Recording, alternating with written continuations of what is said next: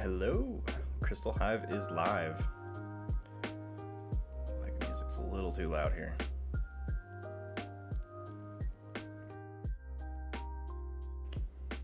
That seems like it's a little better.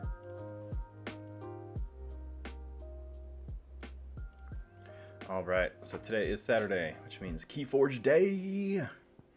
And with that, I'm just gonna hop in. I'm not planning any specific type of quote-unquote theme. I am just hopping in to play some games.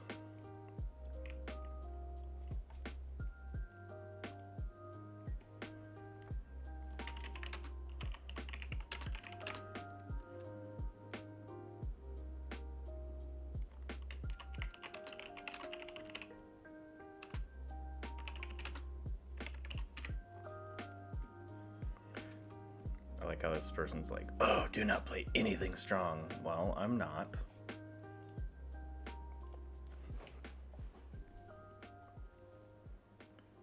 Okay.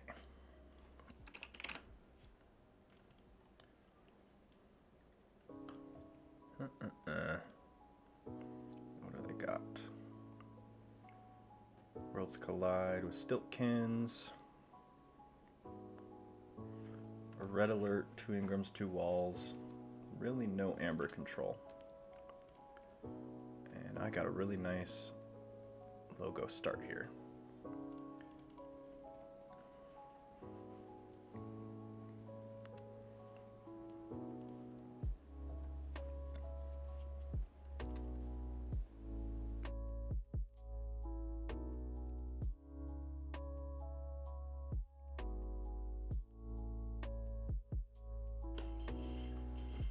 Start with Star Alliance. So let's go logos.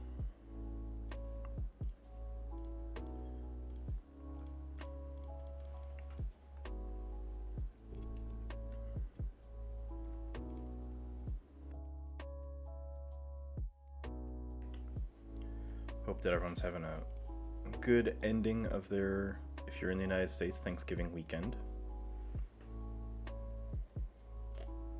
If you're not in the United States, I hope that you are having a great start of your weekend.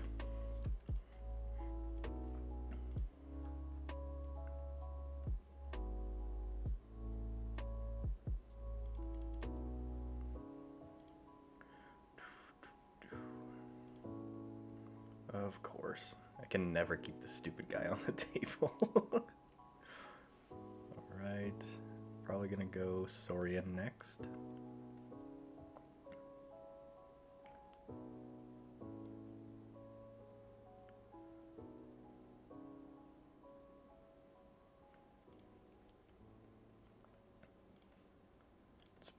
Legionary there.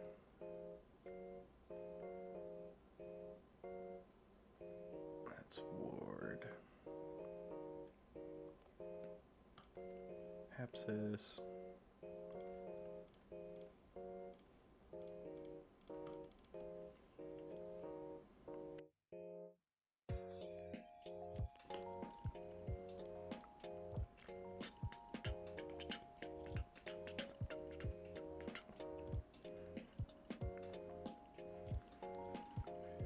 I forgot to share my stream information.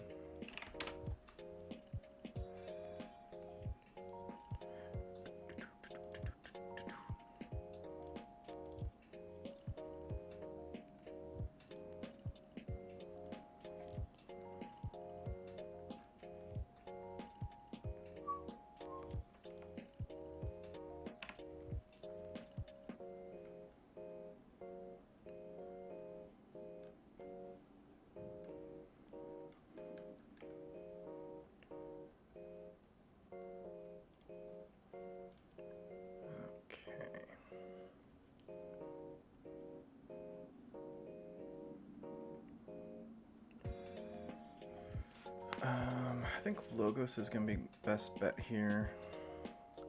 Because let's take Hapsis to kill that snag. Re-put Daughter.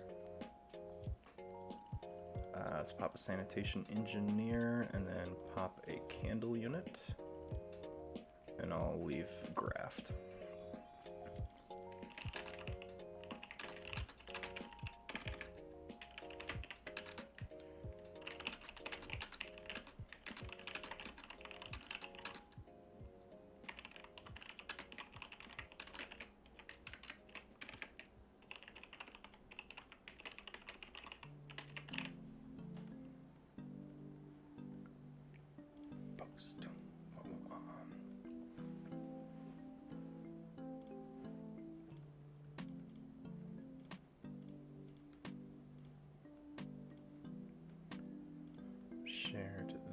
Ensure to there, ensure to there.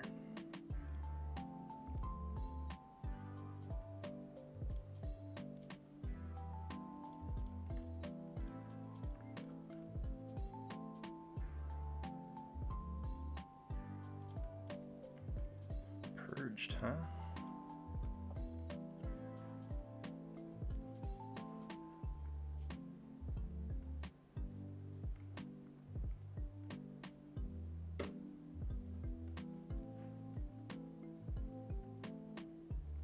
Let's go and go dis. I want to get this Inspector out before I put my Spartosaur out. Let's go Creeping Oblivion to go my opponents. Let's get rid of Bornet's Touch and let's get Festering Touch away as well. I don't like the direct damage. Let's play a Rock Gub. And 5 or 3 strongest are all going to be my creatures, so I'm just going to discard this.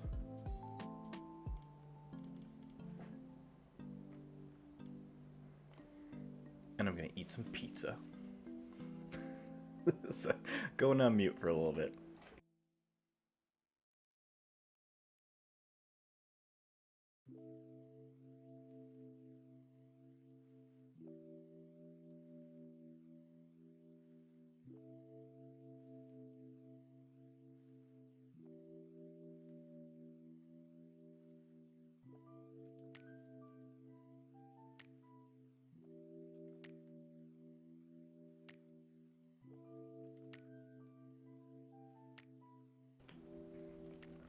I think now's a good Saurian time. It's like that Spartosaur out. And I don't necessarily want to clear my board right now. Let's go ahead and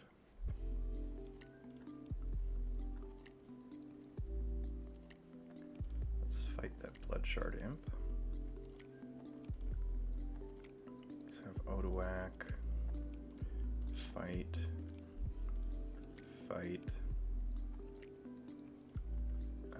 Probably should have played the friggin' Chant of Hubris earlier.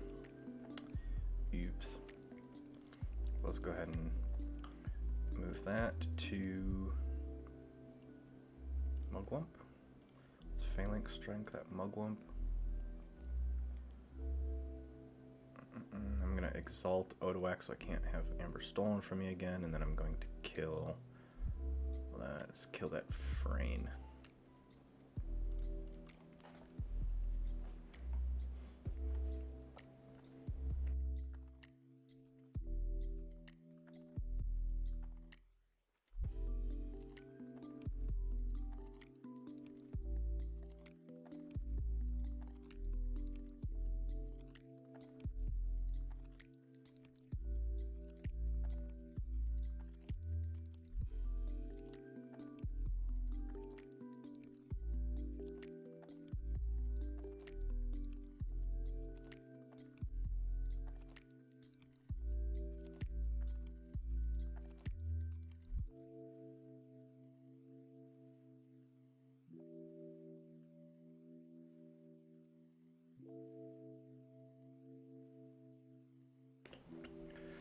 Stepped away and my board got cleared.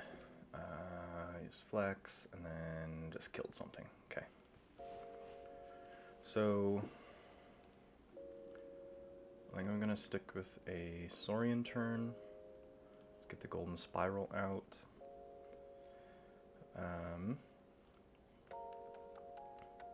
Let's have a Tricerian Legionary. Ward Odoak. Do some Reaps. And then Tribute.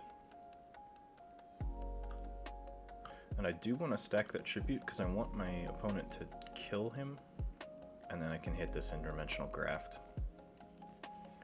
So in this deck I generally am not too afraid of stacking Amber on my creatures because of that graft, but I don't want to start that strategy until I have the graft in hand.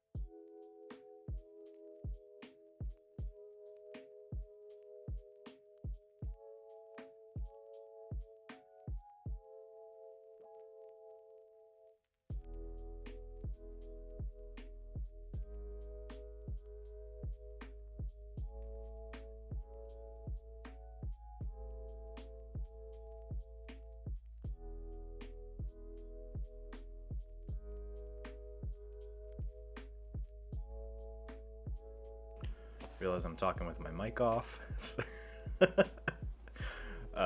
Walked through that turn, played Saurian because I had Raider Gallum. Attacks their key by 3, so their key cost is 9. Then I just reaped across the board and used my Golden Spiral to get an extra reap out of Odawak.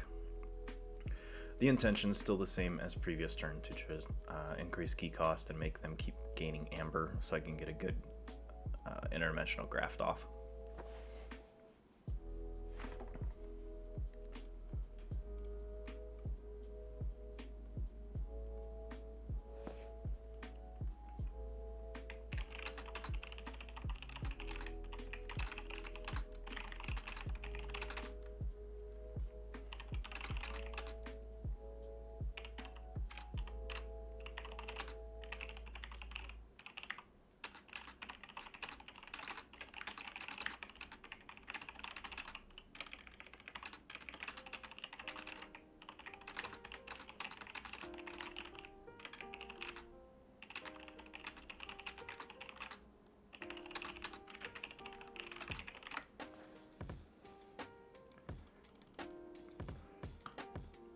My opponent's just been not whining, but talking about SAS nonstop, and I have a 57. Yours must be at least 65. I have no idea what the score of this deck is, but I just tell them that if they want to play against lower tier decks to learn their deck, or they just have fun with this deck, whatever, to queue for beginner decks or beginner games, because they're going to play people of lower skill value, or not skill value, lower skill set, as well as weaker decks. So I give them a good chance to play against things that are hopefully what they see to be equivalent. But I am not playing one of my strongest decks by any means.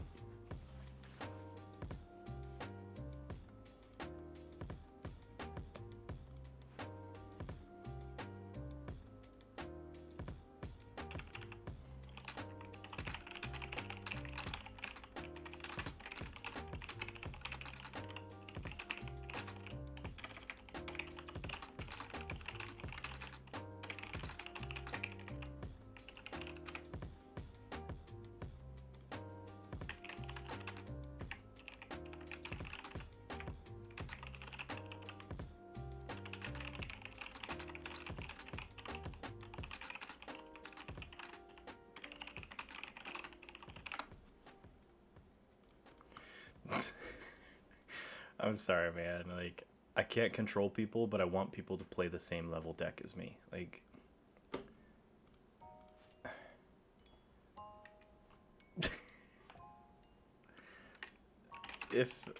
but if they don't want, then you just complain the whole time.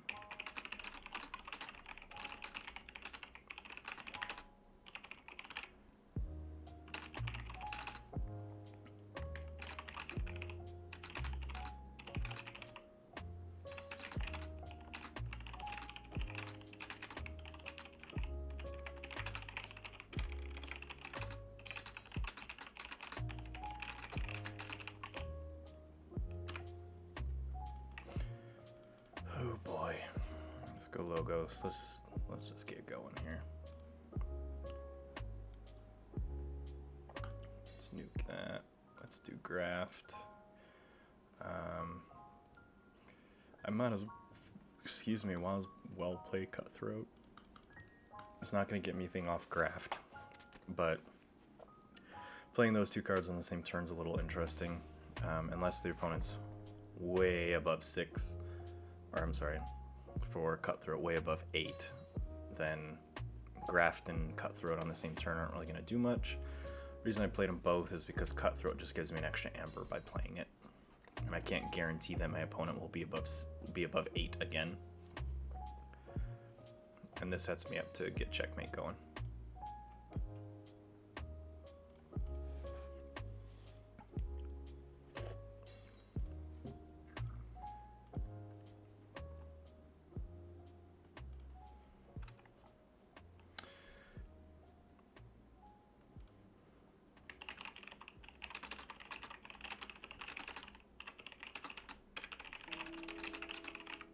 Wow, typo's galore.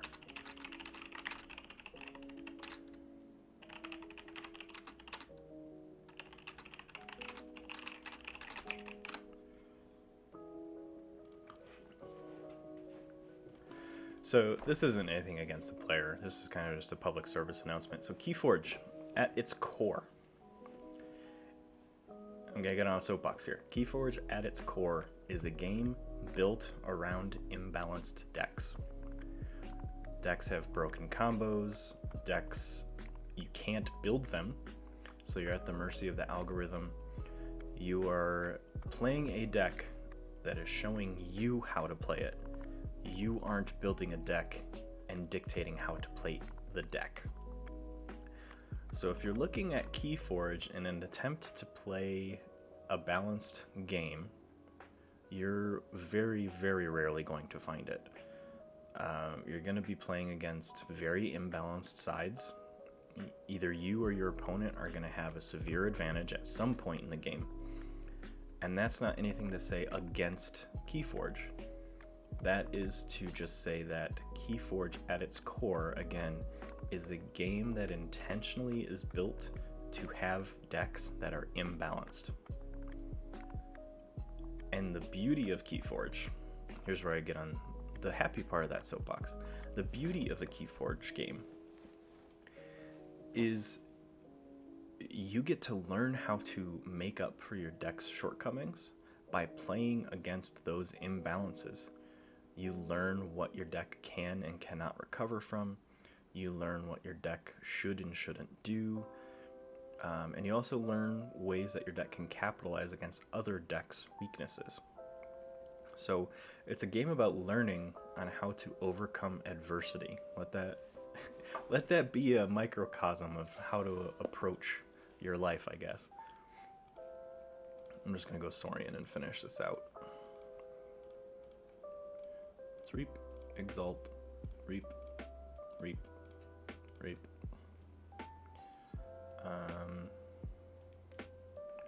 Sure.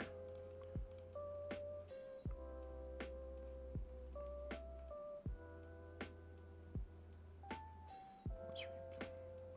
Let's hit Medic Ingram. 10 of 6. Ketzer, what's up? Happy Saturday.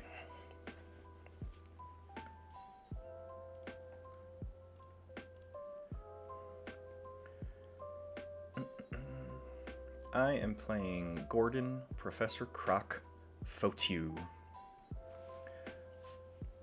It's a Worlds Collide deck that I've had fun with. It's not... Whoa. It's not amazing, it's not terrible. It's probably... if I had to rank it, probably mid-level Chainbound. The Dis house is absolutely awful. This deck really wants to operate out of Saurian, but it has a lot of cool tricks in Logos as well.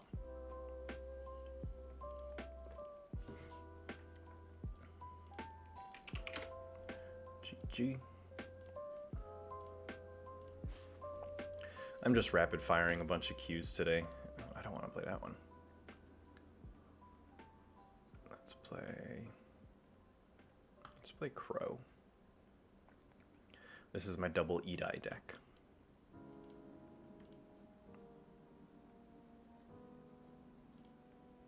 How's your weekend been, Ketzer? I know how Goobers has been. We kind of live together.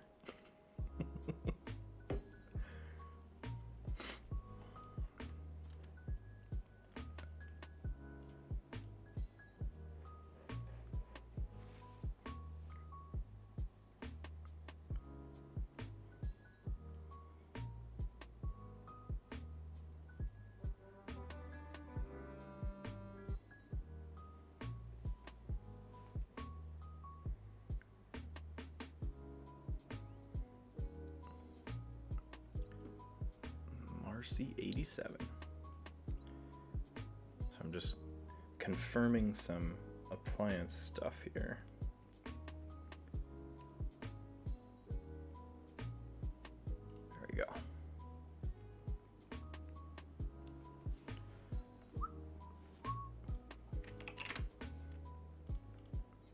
What do they have? Worlds Collide. Key to Dis, so they've got a board clear. They have Timequake. I don't think I've ever seen that one. That's anomaly, that's the word. Double quadricorder.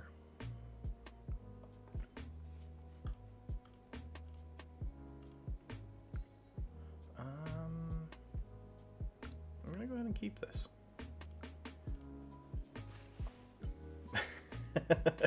I've had the itch so bad since probably October. I've held off. I've not bought any. There's been a lot of life stuff happening that requires money to go to it, so I've been able to hold off. Priorities. But I want it to be February so bad.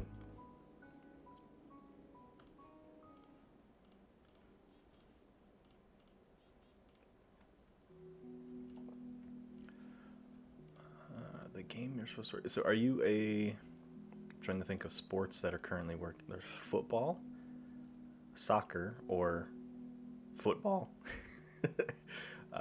Baseball season for little ones is probably still going. Are you an umpire, or do you work at or umpire referee, or do you work at a sports center?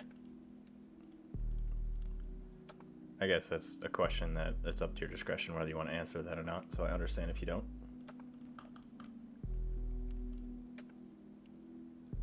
I just ask because I've been a baseball umpire most of my life, and since moving in the last, I'm going to say 8 years, I haven't umpired. Just other life stuff going on, but I intend to get back to it.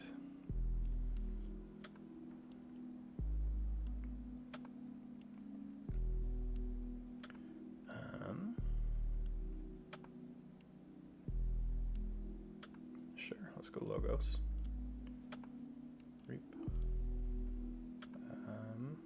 Reap. Reap. And then I get to play an event from another house, so I'm going to get my Babbling Bibliophile out. I'm going to play the Fittest, buff everything. There's nothing to steal. Hey, honestly, so I know people give some people in sanitation shit. I'm not one of those people. I live by the cornerstone. Treat the front desk staff and the sanitation staff the way you would treat the CEO. So, and especially in the middle of a fucking pandemic, sanitation is incredibly important. So hats off to you for your work services.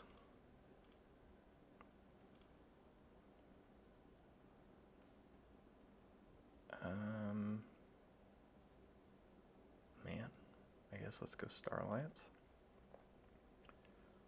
Let's put upgrade on Quant. Let's play Kirby. Let's put a quadricorder on their Garcia. I might as well just play Graft right now just to get the Amber for it and put myself near check. Quixelstone, I'm going to discard that.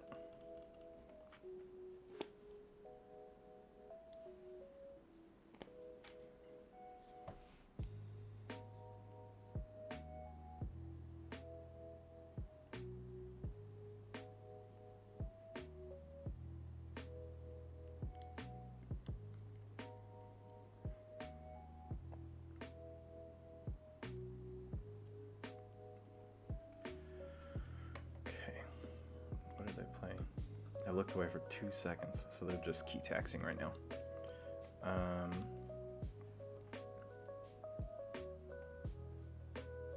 Sure, let's go Logos. I'm gonna fight into...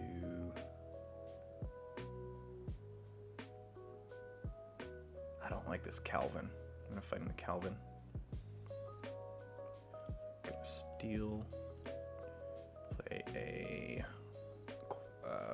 forgot the word, Hapsis. Play an Edai. I'm gonna have them dump this transporter platform. Reap and reap. Check at 9 of 7.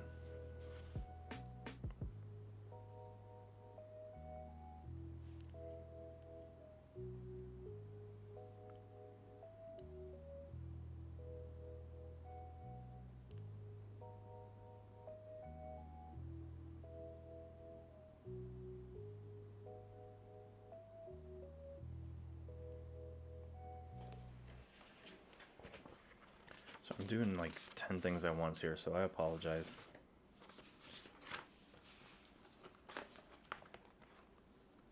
Trying to get some real life stuff done while also playing.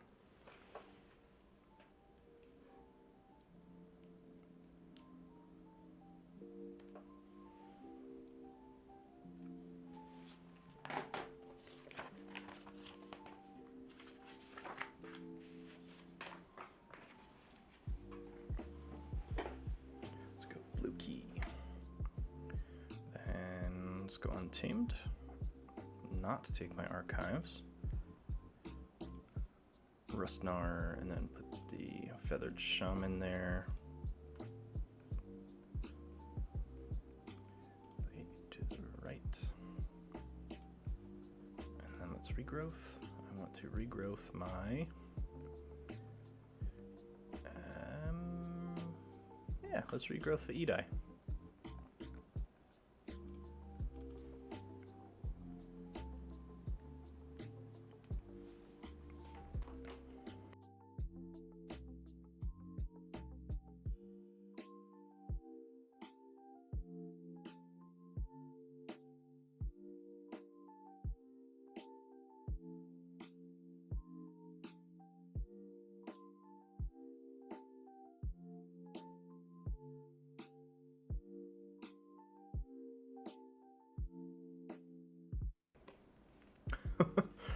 I do mean to say that, Goober.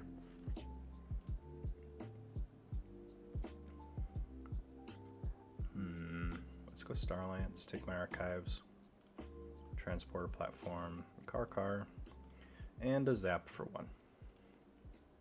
Oh wait, no, it's 2. Yeah, forgot it's the creature. The house is represented among creatures, not just friendly.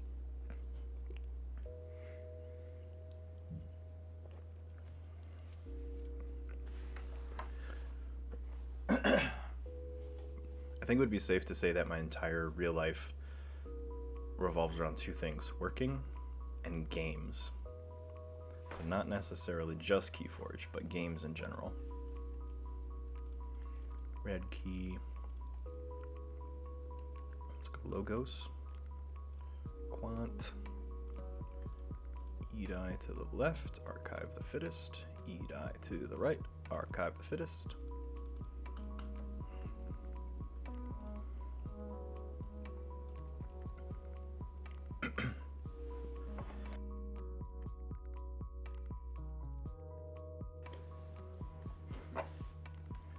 Have a lot of good actions here. They've got 3 fates I could copy, an evil eye. Finding iron's okay.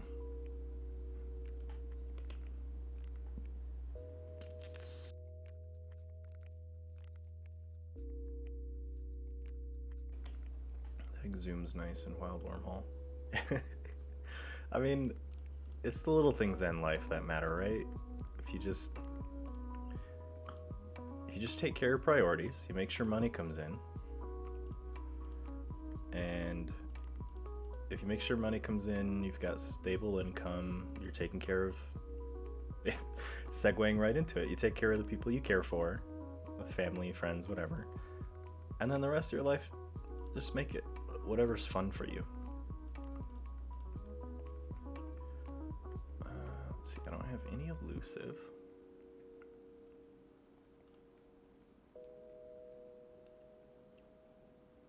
So yeah, let's go ahead and go untamed. Because then I'd be able to exhume. I'll look at that later.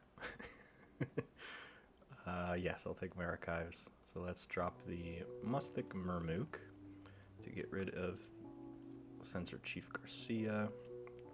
Let's destroy all elusives. Because Cloaking Dongle. The fittest. And really, oh man, Wild Wormhole maybe? I think I'm gonna go for Exhume though, honestly. So let's Exhume.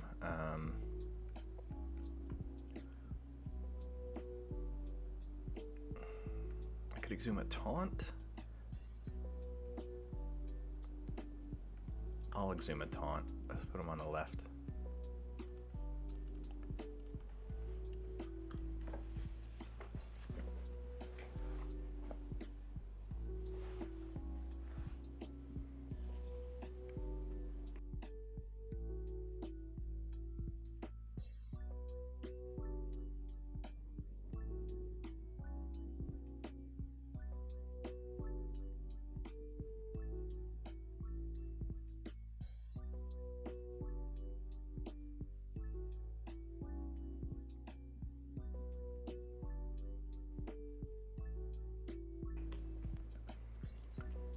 Single and no kids, though.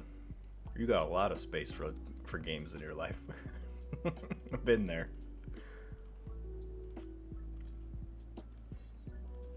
Let's play that there.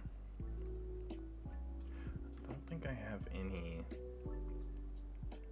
I do have a Light of the Archons. So let me play Walls.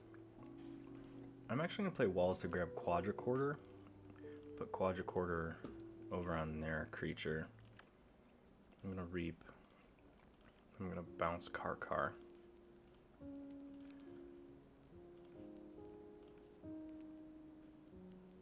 I'll put that over there. Checkmate at 7. I could have bounced Walls to grab both Quadricorder and the other Light of the Archons, but played things a little out of order there, so it messed things up.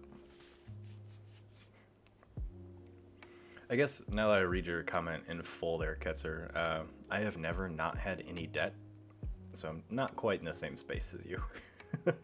You're much better off than I've ever been.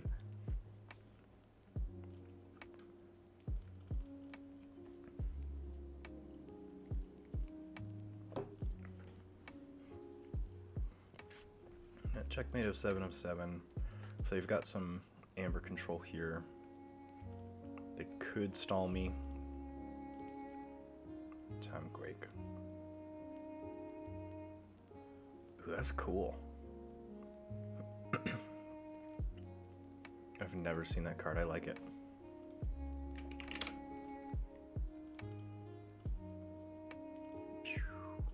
Let's just keep on rolling.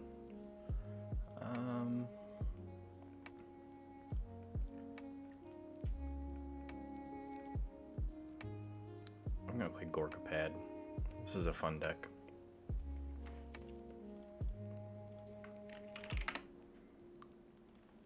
Glahef. Ooh. Not a fan of this starting hand. This. Oh man. Well, I guess I'm stuck with it. Accidentally clicked keep. Okay, well, let's go. Star Alliance, I guess. Get Morpheus. Excuse me.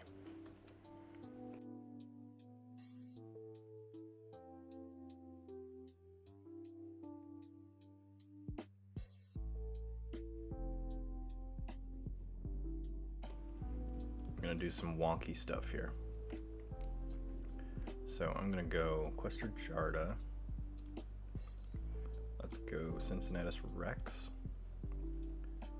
Let's put Imperial Scutum on Quester Jarda, and then I'm gonna play. Am I gonna play Axiom?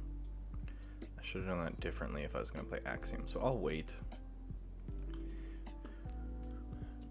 You can tell I've not played Keyforge in a while. It's been 2 weeks. Last week, just spent all weekend fixing my computer, and oh boy. What I was going to do was, he's going to get rid of my Cincinnatus Rex, you asshole. Playing Infernus and Casual Q, come on. You got how many? 1. It's a Moorwolf deck with 3 daughters. Okay. Anyway, I was going to play Aximagrisk toward Eterome, but then it's Eterome, so he could have killed Cincinnatus Rex anyway.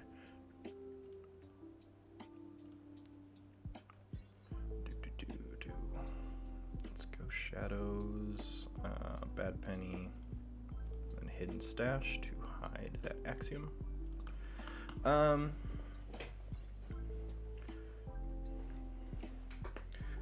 Ooh, that's a good question. Adjusting to playing on TCO versus in real life. TCO spoils you a bit. You don't have to watch. You could just be on autopilot. Like you watch all my mistakes is because I'm just not paying super close attention. I would still, like, as you're initially starting to play on TCO, make sure you keep very good track of what you're doing, what your opponent's doing, and why those things are happening, so you can continue to remind yourself what these triggers are, what the effects are. I mean, you'll hear me on stream a lot like, wait, why does such and such have +1/+1? And then just fishing through the cards in the play log over here to remind yourself what's happening, because it's very easy on TCO to lose track of what's going on. And I do it quite often, unfortunately. Let's go Plasma Nozzle, Stunner, right there, and then Xeno Training.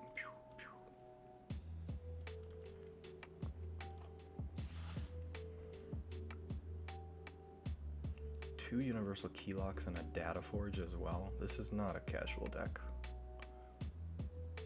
Their Untamed list looks meh.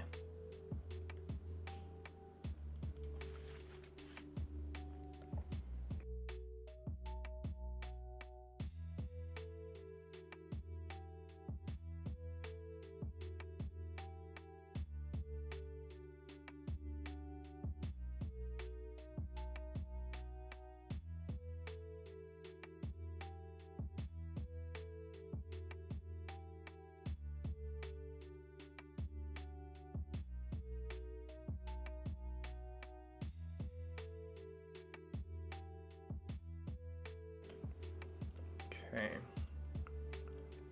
They are pulling away here, so I'm going to go Saurian. Take my Archives. Play my Legionary. Ward him. Play my Axiom. Ward Quester Jarda. Reap.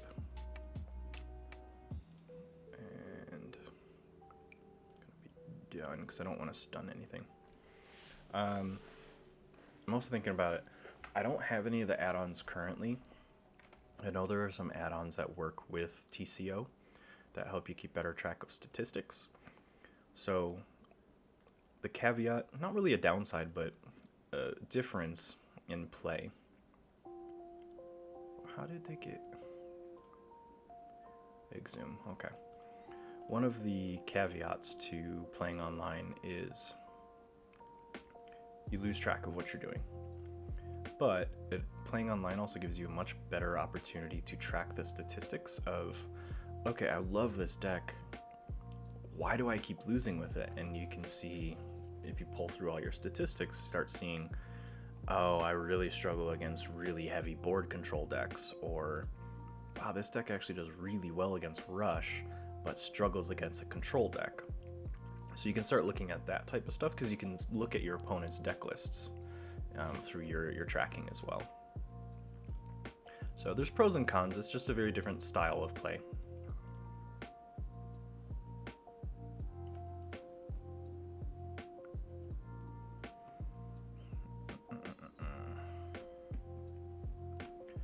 Woof. I think I just gotta go Shadows and discard galore here. Actually, I'm gonna play to the left and protect that Quester, and then discard this. It did put a Infernus back in their deck, but it is what it is.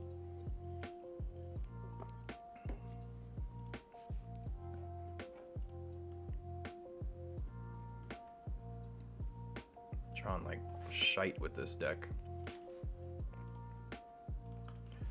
Problem with this deck is it has 0 efficiency.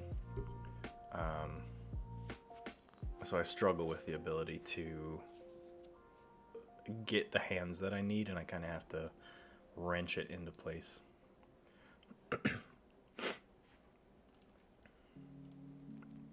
Yeah, I don't fully understand the meta, the META statistic on decks of Keyforge just yet. But looking at it, what I'm seeing from it is just that it highlights, do you have amber control, do you have artifact control, do you have board control, and then I think it was scaling amber control and efficiency are the 5. And right now, at least with mass mutation out, board control is essential. You absolutely need to be able to control the board. Mass mutation boards get out of control really quickly. Let's go Saurian again. Let's go ahead and kill Sinestra and Reap and use it. And then stun Moorwolf. Check at 706.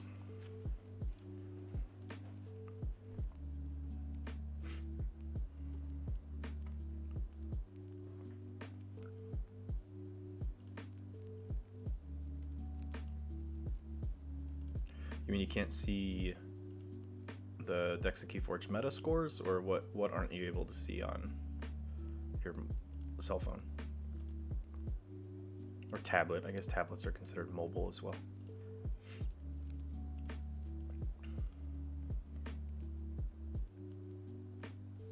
Let's go Shadows. Let's get Bad Penny out. Yancy King out.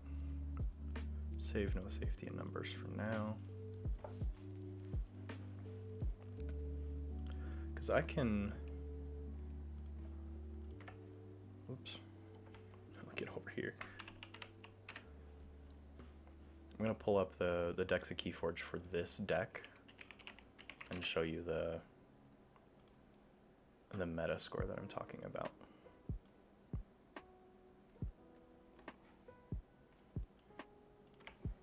So what I'm talking about is the meta score here. So this deck's a pretty decent rank.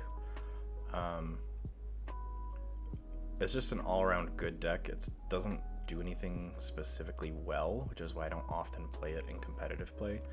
But it's got really high synergy, and that's because of this Saurian house. But I already lost a piece. I lost my Cincinnatus Rex, so it shut that Saurian synergy down. But if you look at this meta score here, you've got Amber Control, Creature Control, Artifact Control, Board Clears, and Scaling Amber Control. So it either gives it a 0, a 1, or a 2, or sorry, 0, 1, or -1 based on the card scores. So right now I just have 0. Axiom is okay, but in this current meta, Axiom's not the best because there's a lot of capture. Man, we are just grueling here for key costs. I'm gonna ward her. I'm gonna play the upgrade on her. And Xeno training.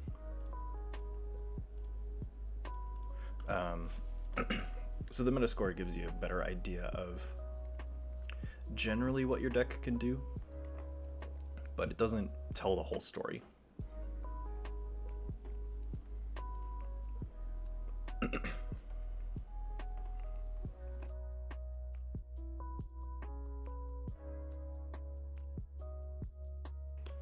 Yep, here come the Moorwolves, so I'm going to be going no safety in numbers here. I want to push my opponent to forge before I forge, is what I'm trying to do. So I can't fight. Nice, so they're going to take 3 on all of these. Hit my Bad Penny, that's fine. Yeah, let's go Shadows. I'm gonna just get rid of Bad Penny, she's annoying as shit. No safety in numbers, let's clear those Moorwolves.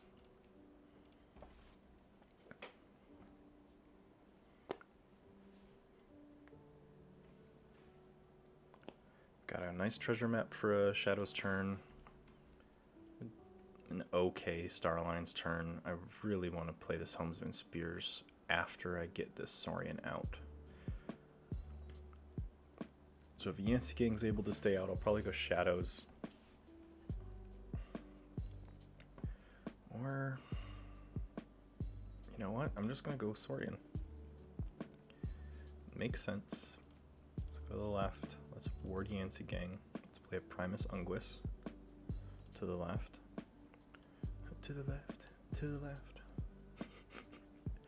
Let's play a Legionary again, and let's ward Primus Unguis. And Reap, and I might as well just keep putting that. Sequester Jarda, Stunner to stun Hapsis.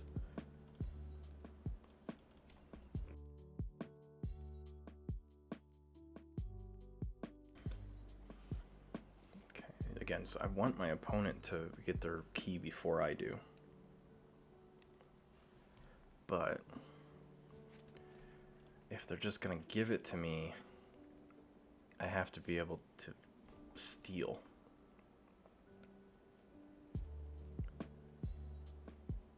Yeah, so trying to slow play this, but they have the same strategy, so we'll see.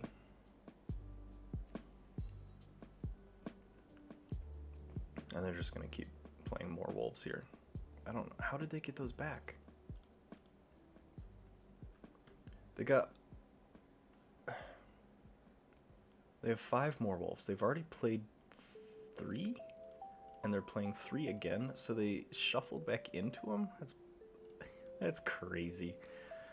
Okay.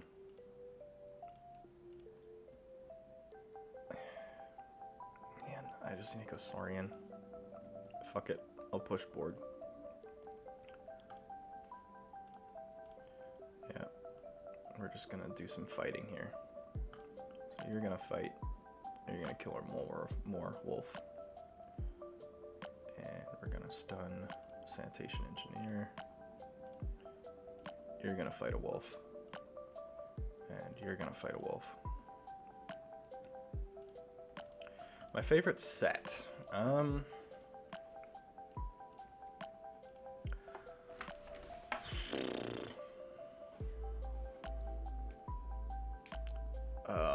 That's a tough question. So,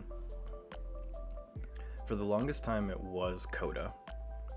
I loved Call of the Archon's Shadows and Call of the Archon Mars.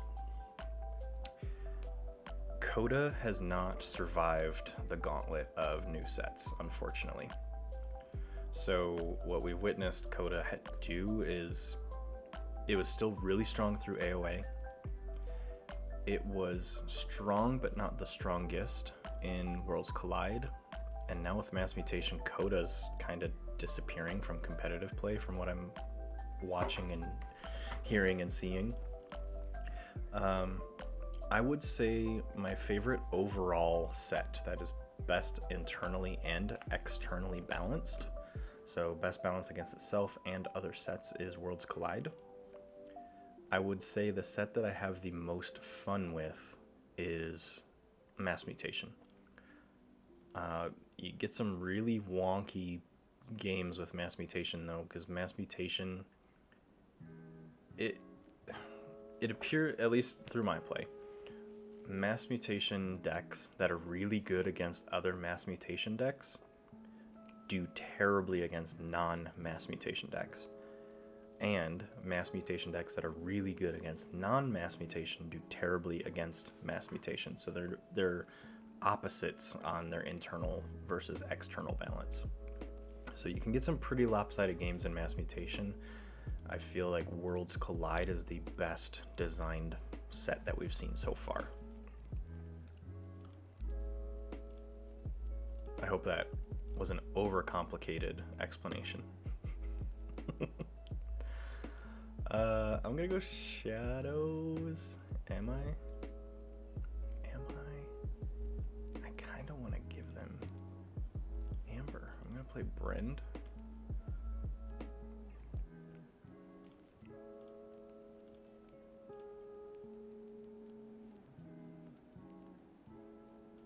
Get rid of Buzzle.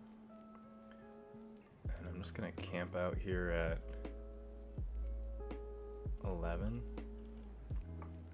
Yeah, I they've done a very good job of rock, paper, scissors. I think ultimately Call of the Archons is the victim of just being the first set. And you can compensate for a decent amount of stuff through the algorithm. I think what ended up happening was they saw the direction that the community wanted the game to go, and so they started going that direction, which started to pull Call of the Archons away from its strength. Ooh, they're pushing. Nope, they killed my Brand, so they're gonna make me forge, motherfucker. That was a good play by them, but it's gonna nuke both these universal key locks. And I really wish I had like a graft or something. Yeah, so I've got 2 steel.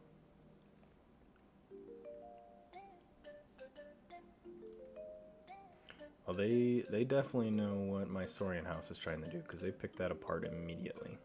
But I'm gonna go blue. Let's destroy those. Let's go shadows. Let's go steel. Put me at check. 7 of 7 checks key 2. They get their first key. What about you, Ketzer? What's your favorite set? And don't say Dark Tidings, because that's not out yet.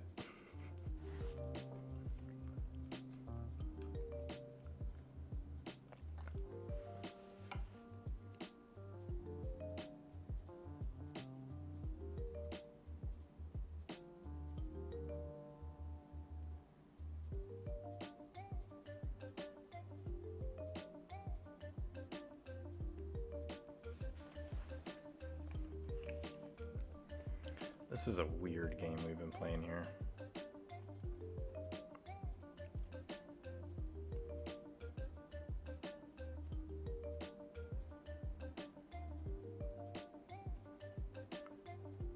Wish I could draw into that axiom. Yellow key.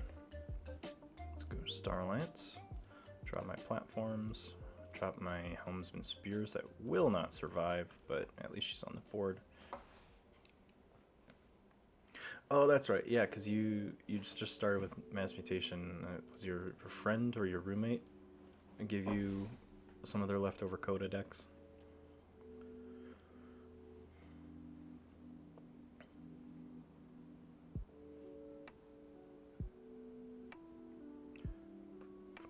I've been pretty equal about how I buy into each set. I haven't really favored one over the other. So if I've got, excuse me, I mean, just pulling these numbers out for reference, but if I have 10 decks of Coda, I've also got 10 decks of AOA and 10 decks of World Collide. I have the least Mass Mutation because I have 3 boxes of Mass Mutation, and all 3 boxes, bought from different stores, mind you, have the exact same style of decks in them, and I just got annoyed by it, so I didn't want to buy any more. And I don't know if that's more of a fault of the distribution, or if that was more representative of the algorithm for the set, so I stopped buying. So I've got the least amount of Mass Mutation decks, but some of my Mass Mutation decks are my most fun decks. I am going to reap, and I'm just going to dump Erethan. Sweet, let's go Medic Ingram. Let's ward Question Charta. Let's pull Ingram back. Play Ingram. Ward Helmsman. Pull Ingram back. Ward herself. Mass Mutation does have a lot of really cool and wonky variety. I think it's the most varied set, because you can have a mutant heavy deck with 0 mutant mechanics. You can have a non-mutant heavy deck with strong mutant mechanics. It's very fun layout, I guess is the right word for Mass Mutation, where a lot of the decks are just very unique. Whether they're strong or not, they can be enjoyable to the right person. And sometimes, sometimes we need people with strong personalities, right? Let alone our Keyforge decks.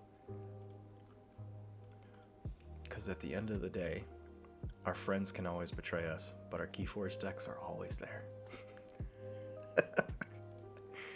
I should never be a motivational speaker. Oh man, I don't think I've got anything to pull this game back.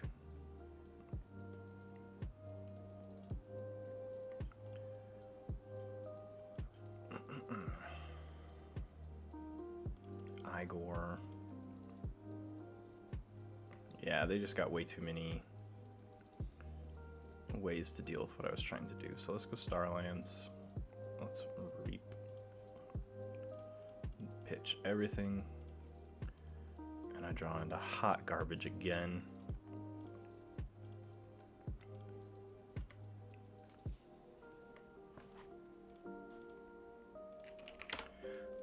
GG.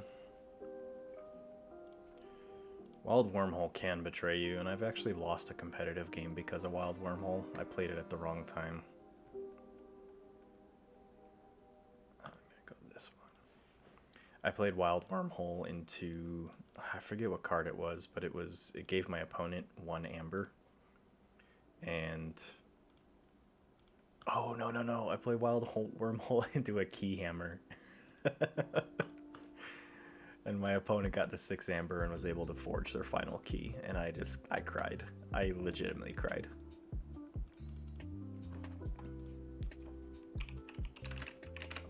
And I had like a 1 in less than a 10% chance of hitting that Keyhammer, and I played the risk anyway.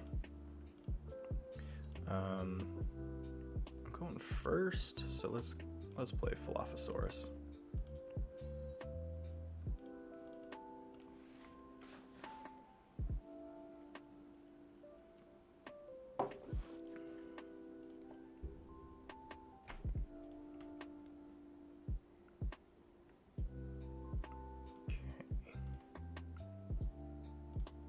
Saurian, let's reap. Yes. I will archive. Oh boy. Oh man. Let's archive Quant. Add bibliophile to hand and discard the other.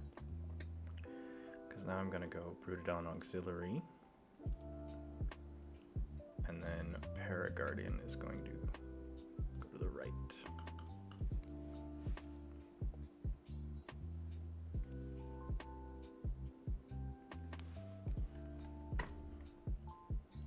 Speaking of Wild Wormhole,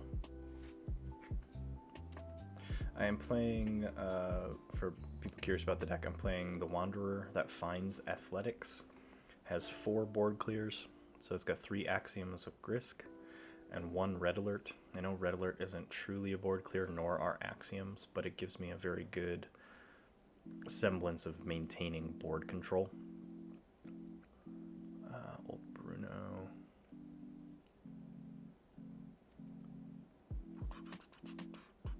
Let's go Logos. Yes, let's take Babbling Bibliophile, Quant, Cutthroat, and Wormhole into a what? Graft. Okay.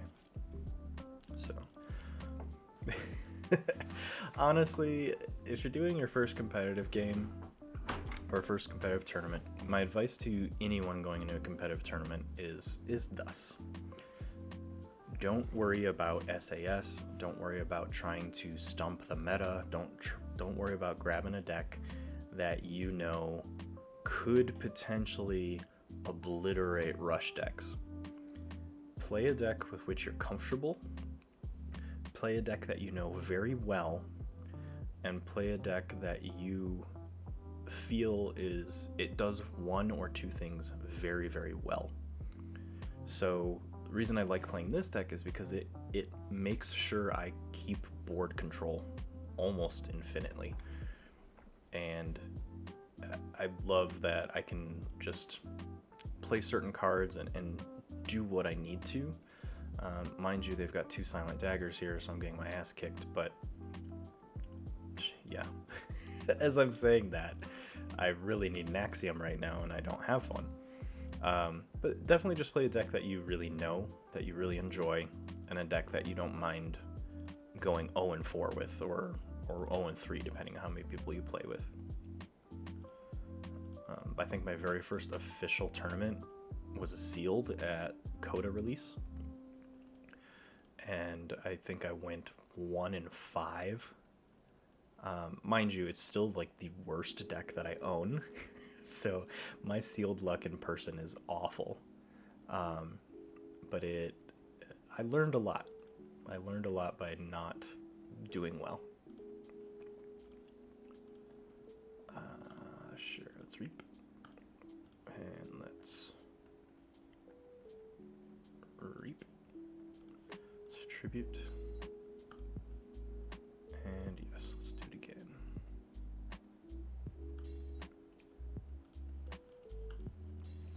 I am not drawing well at all right now.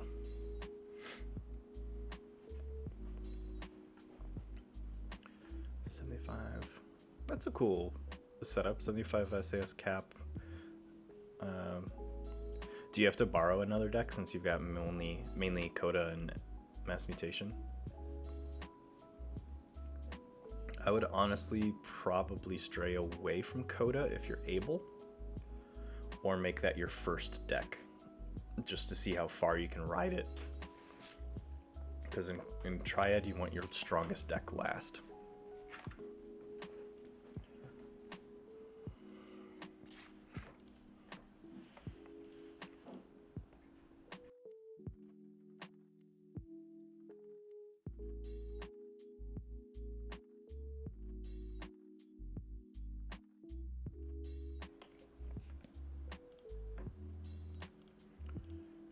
Not drawing anything. A red alert right now would be amazing. Just something, please. Something to turn this game around. I don't think they have. I mean, they have a really good Untamed list, so I think they're riding out until they get that Untamed list lined up. I got an Axiom, but that's not going to do shit for me.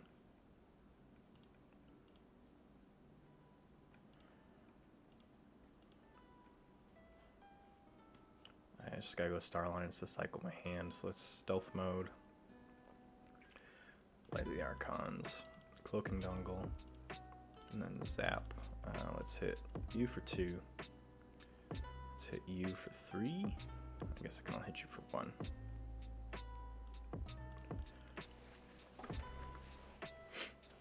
Single game. Ooh, that makes things much more complicated because a lot of my decks I play, they rely on best of. Like, they could have a bad game here and there. So I don't have any decks that are universally amazing. So it's rough playing that single, the best of ones. It makes you pick very different decks than you normally would.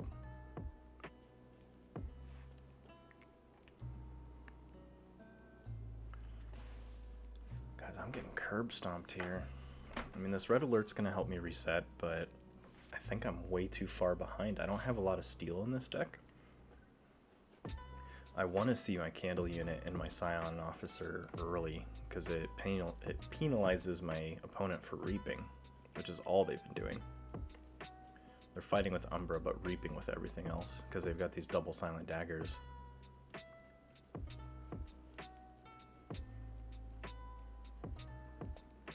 Steal with Naughty, yeah.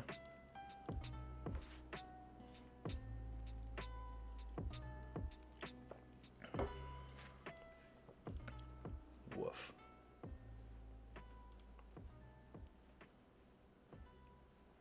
Woof. Fucking woof. What kind of deck is this?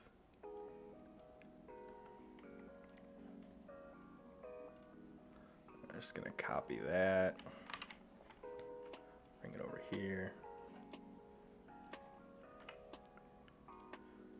Okay, I didn't mess with my stream. Well, Star Alliance, Red Alert, easy peasy. Make them pay least. Then I'm gonna come over here. I'm just really curious what this deck's score is. It's a 70, so it's not terrible. 30 expected amber though, so it's just gonna pop off when they start playing Untamed.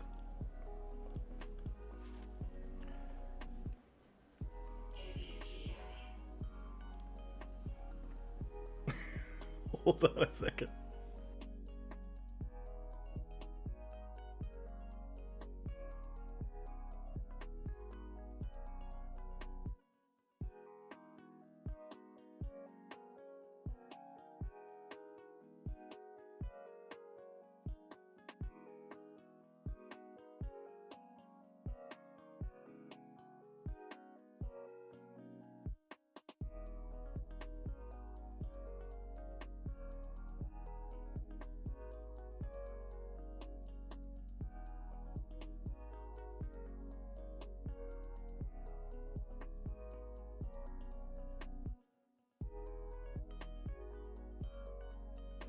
Sorry. I'm back. Well, I have absolutely nothing. Sure, let's go Logos. Daughter. Wormhole Tech. Deploy right. I'm not gonna say GG. That wasn't even close to a GG. I am gonna go in the competitive queue here though. I'm gonna play the Wistful Officer Enforcer of Silithia. So this is my Worlds Collide Rush deck.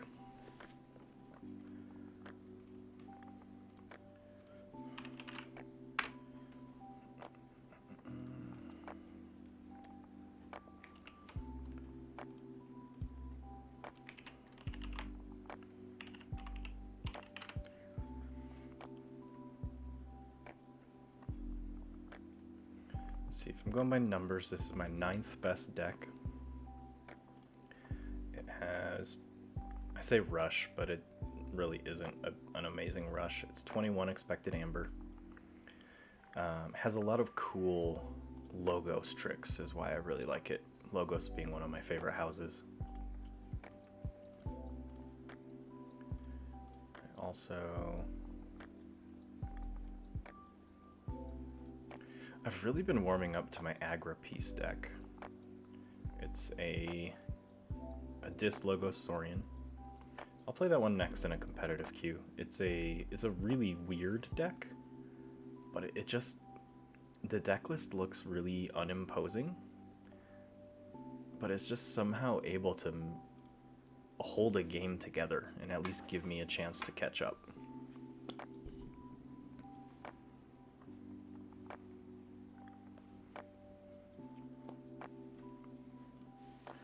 Does no one want to play competitive? Probably not.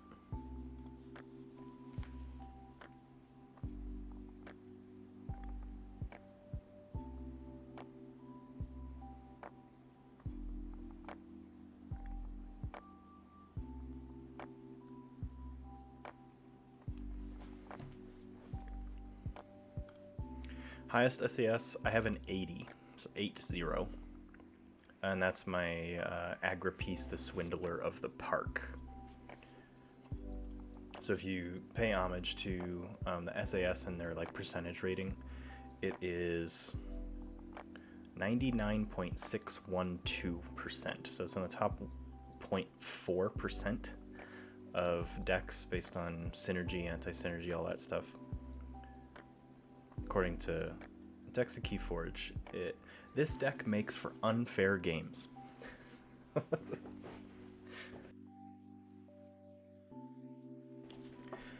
I did have an 85. It was 82 at release, and then it started to unfairly skew some cards in the deck. And I couldn't make it work. So I've learned throughout my whole...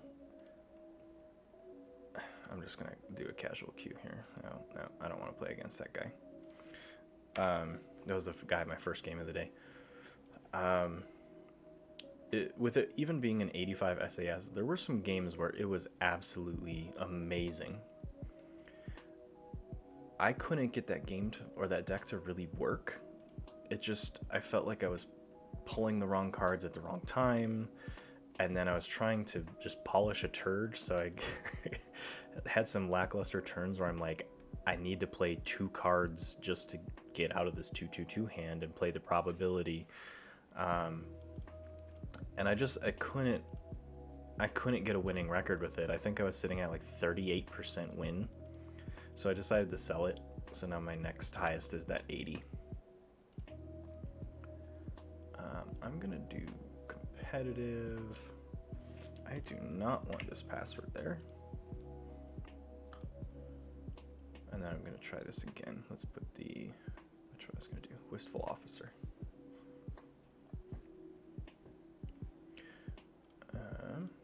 My 80 is also my Worlds Collide.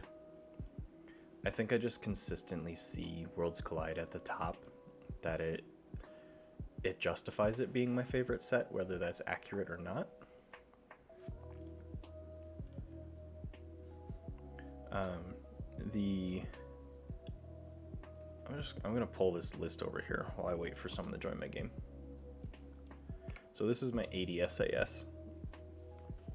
It has a pretty low average base arc. I'll break down the statistics here. So I have not coded this, so I might be explaining it a little archaically or a little incorrectly, but the base arc is just the overall strength of the cards you have in your deck. How strong are they compared to other cards that have similar effects?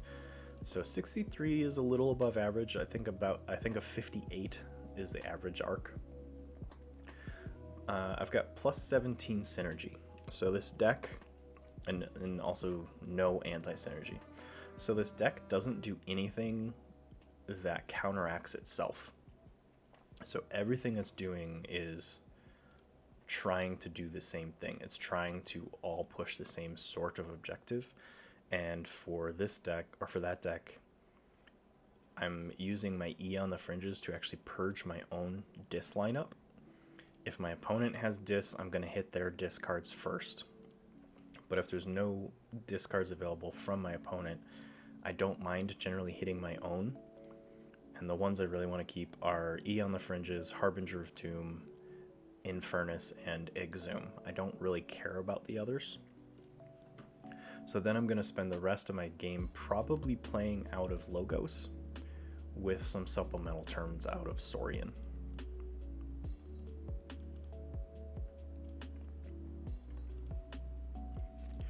And I think that's why Worlds Collide has held up the best, in my opinion, is because Saurian are so strong that it just... I feel they have the perfect balance of power, abilities, and protection. So I think they, of all the houses, are able to make that balance the best. And then, speaking of Saurian, let's start with getting 2 creatures out and warding both of them, because Saurian. Into a huge Logos lineup here. Double Igor with an Entropic Swirl and a Wild Wormhole. Dimension Door is a set, or is a card I love. I'm so happy they brought Dimension Door back in Mass Mutation.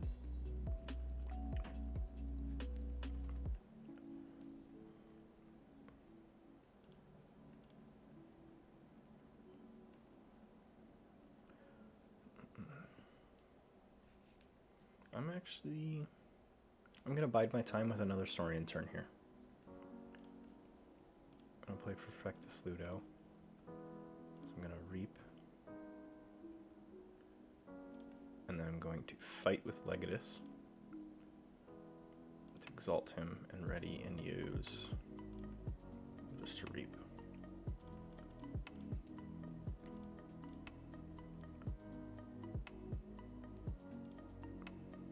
Yeah, Dimension Door it's a really unique card. I love the card design of it. I guess that's all I can say, is it's stealing, but in a very Logos way, if that makes sense. Where stealing's just, yeah, give me your amber. where Dimension Door is, I'm going to take your amber, but I have to reap to do it, and Logos is a house that really wants to just reap. Lights out. Where are they bouncing? Okay.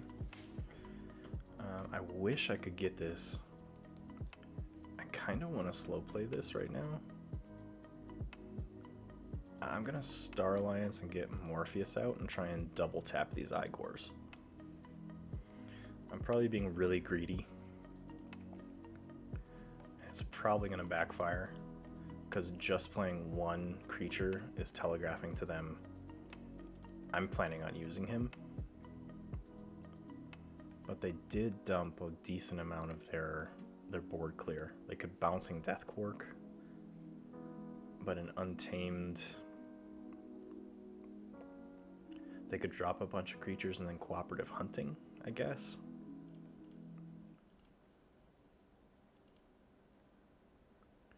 Let's go Logos. So it's Igor. Trigger Morpheus first. So I'm going to add Hapsis to my hand, and then I'm going to add... Oh man, I don't have any Star Alliance, but I really want Lang. Really want Lang. Let's grab Shrix. Let's hit the other Igor.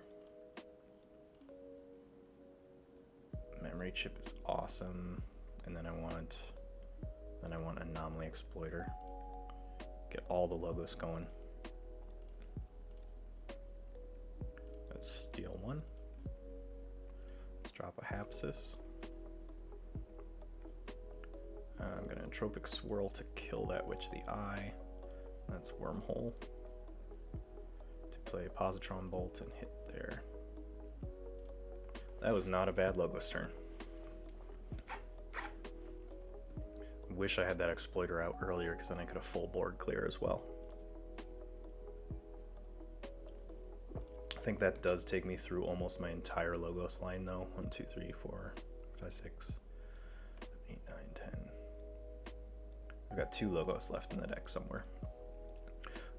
This deck goes through its list very fast because of those Igors. And I've also got United Action, which allows me to just dump an entire hand.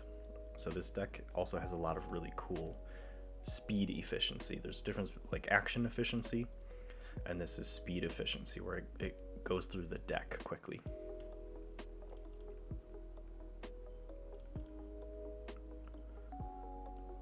Each time I use an artifact, gain 1, so I need to get rid of that. Strange Gizmo is going to board wipe. It's going to leave my Thero, though. Interesting that they're playing Gizmo with the Mother. I guess they're just planning on getting one extra card draw off of it.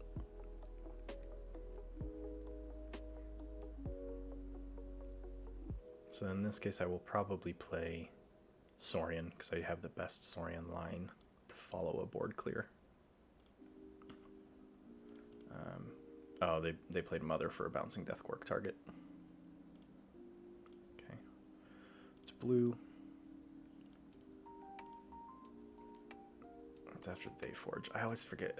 Strange Gizmo's after They Forge. So, ooh, I am gonna Star Alliance here because I've got a full hand wipe or hand play. Let's just go and play Cutthroat. Let's drop Strix, Exalter. Let's get Ludo out. And then Frayne will come out and put another Amber on Shrix and put me at check at 6 of 6.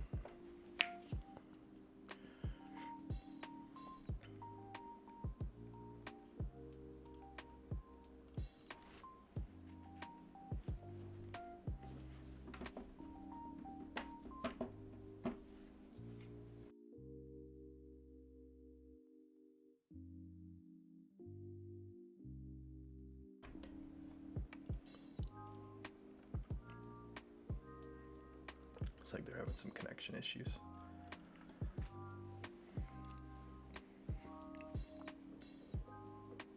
So now my objective with the current board state, They're probably going to try to slow play to try and get use out of Strange Gizmo for a board clear, but if I can keep them off of check, I can abuse my board as much as I want. And I'm probably going to do that with Saurian.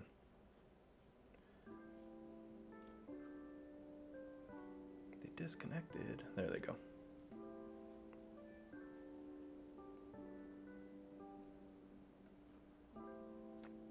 They haven't picked an active house or anything yet either.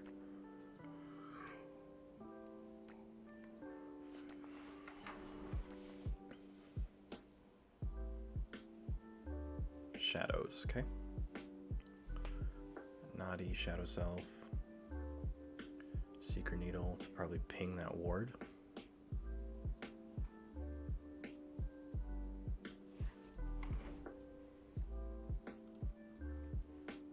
Nope, I'm gonna hit Shrix for some reason. Yellow key. So if I go Saurian, I'm going to Reap. Let's go ahead and fight the Shadow Self, capture an Amber. Let's Reap. Let's have them fight in the Shadow Self to Exalt. Oh man.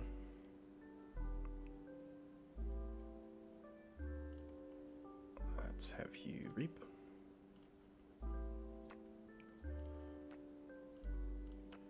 And then let's play Order Hisaro to the right of here.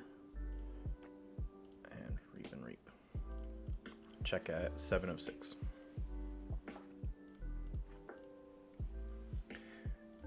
We'll turn around. We're on turn 6. So even with statistics, I've got 21 expected Amber. Because of the bullshit I can do with Frayne and Shrix and doubling my Igors off of Morpheus, this deck is very fast. Deceptively so. I have a lot of parts I need to put into play, but generally it's not that bad because of my United Action, where if I get a hand of 2/2/2 or 3/2/1, I can generally dump it and just reset my hand. I, of course, don't get to use the cards that are on the board. They were able to kill my Shrix, so, but I'm not. I never put myself in a bad place by playing United Action. There's some skill to playing it well, but I can generally just play it and dump my hand. But we're gonna go Star Lions mainly just because of this stealth mode, so they can't play anything to capture. And you're gonna Reap. And let's have you put an Ember on there. Let's zap. And call that checkmate at 8 of 6.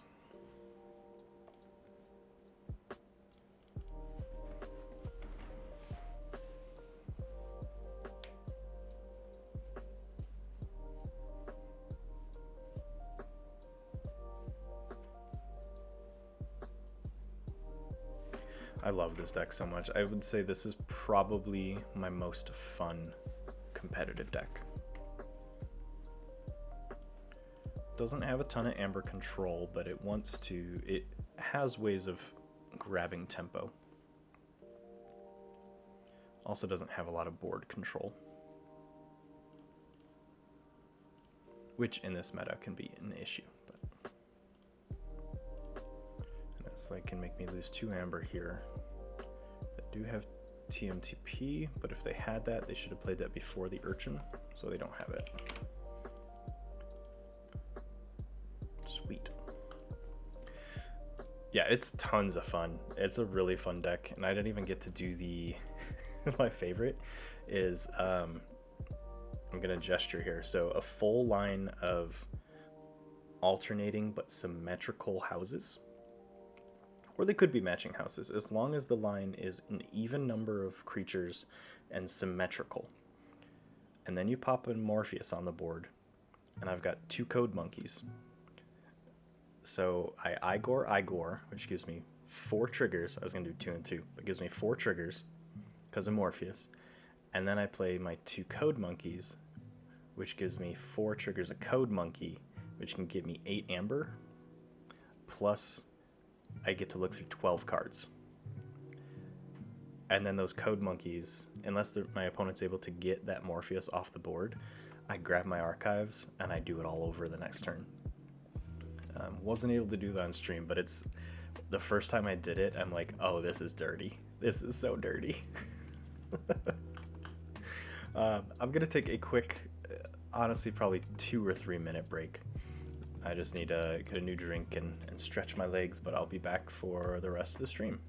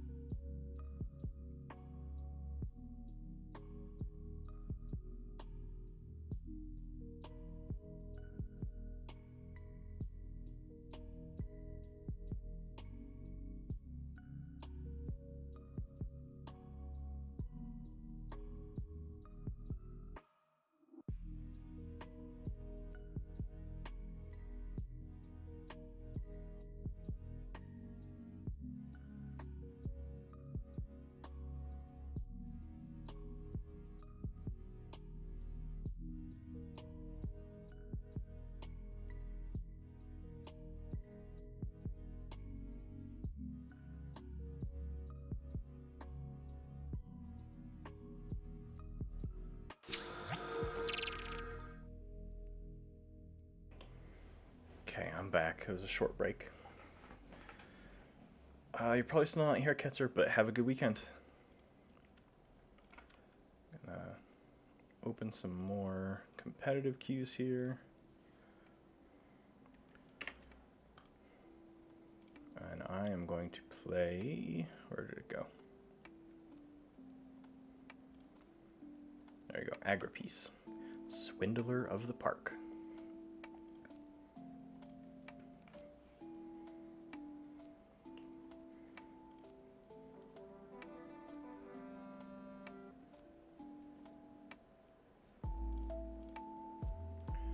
Okay, a previous online tournament winner.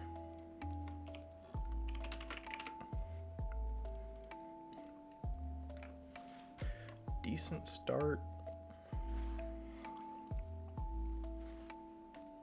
I'm going to keep it.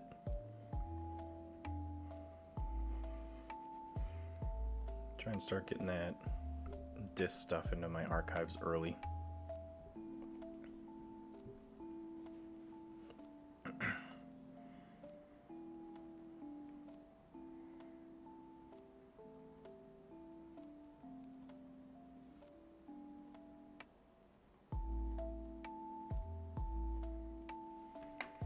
Logos. Drop Titan Guardian, then Daughter, and Edai to archive.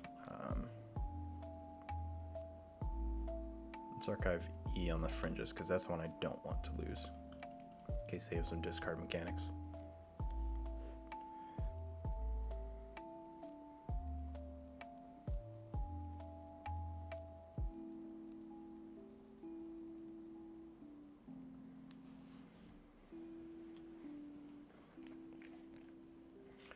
Doom Sigil. Okay, they're gonna be kamikazing their board. Double Seeker Needles. I guess let's just keep using Logos. It's Igor to the right to take. Ooh, sick remote access.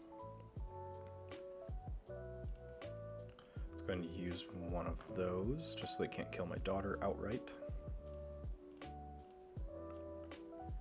And Thorium Plasmate for shits and giggles. 5 of 6.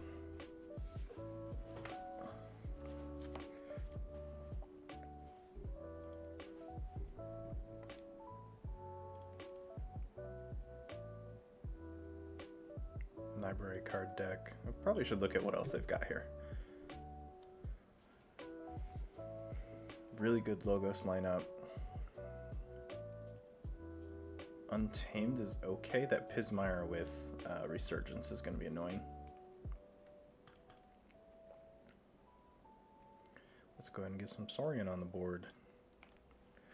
So I want to put...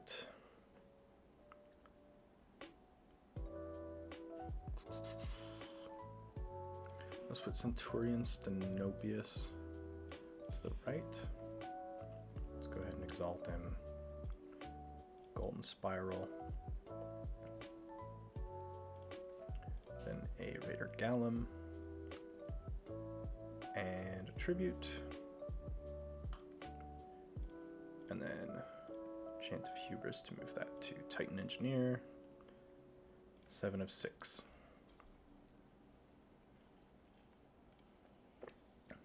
I don't think do they have a board wipe? They've got Dark Wave, which is going to hit me. Savage Clash, that's the one I always forget that's a board clear. But I do get 2 card draw from it. And they got only 1 Amber.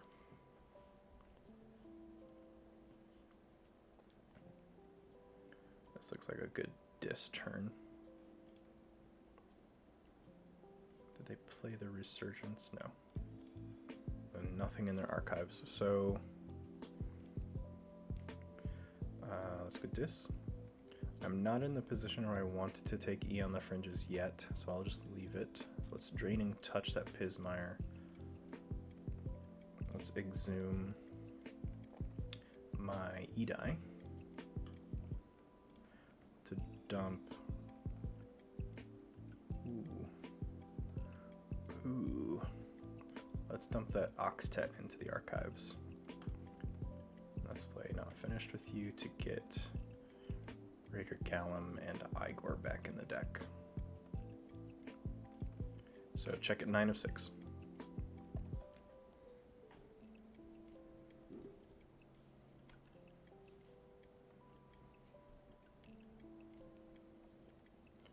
Rad Penny, so they are in shadows.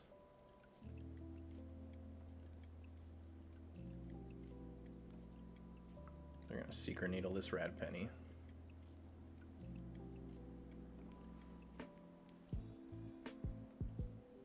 Tempting Offer my Stenopius, that was a good one.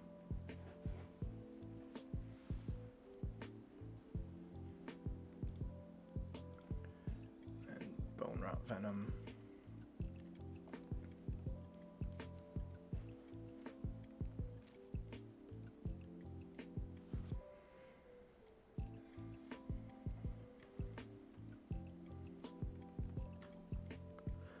So what I want to do here, so I'm going to go blue key, let's go Logos, not take my archives. Oh shit, I did want to take my archives.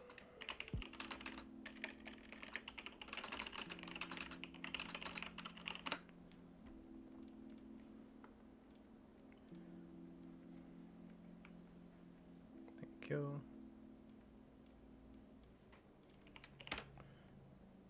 Because then now their key cost is 6 and I'd get a graft here.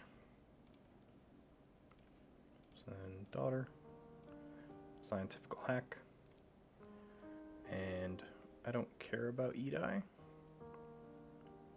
If Edai dies, whatever, so let's reap.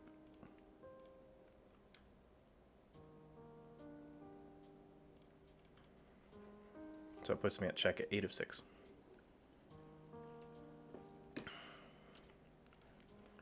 And I've got a nice Saurian play in coming up.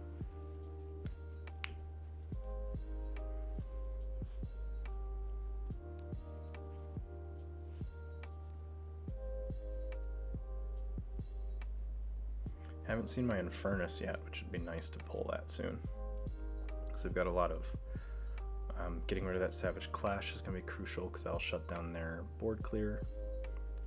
And then any of these Lethal Logicas, Eclectic Inquiries, Tempting Offer, any of those are good targets.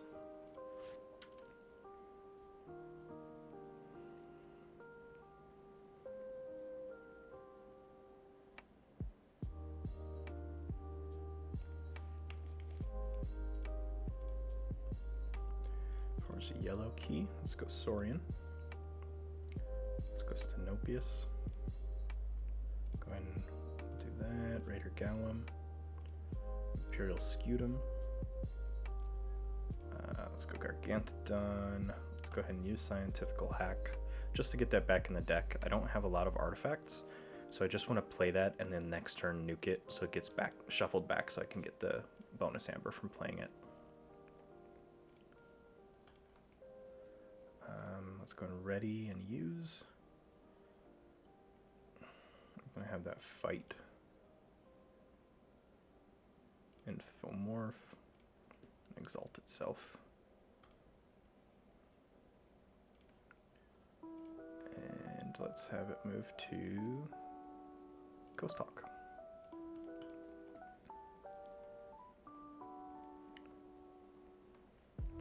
Why was I not able to hit Infomorph? Oh, because of Boss Zarek. Duh.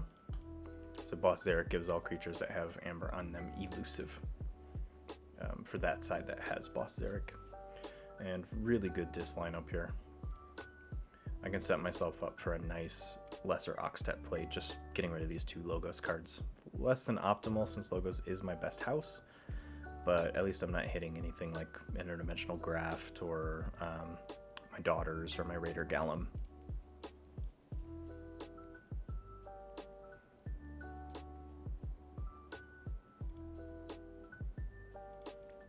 Dumping a pretty big Untamed line here.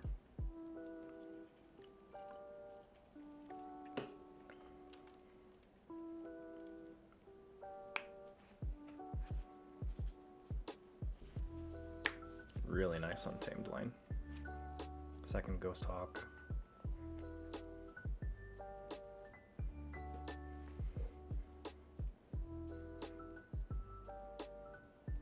Can do some damage with this Gleeful Mayhem as well.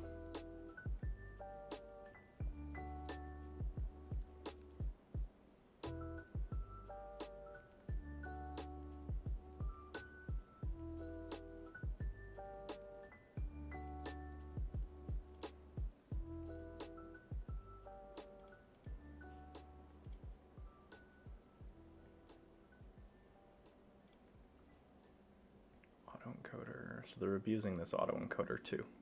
So I'm making really good use of that auto-encoder.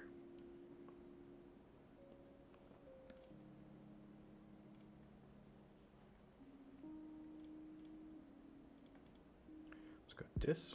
I'm going to start with a Gleeful Mayhem so I don't nuke any of my Dis creatures. So let's hit Infomorph. Let's hit Gargantodon.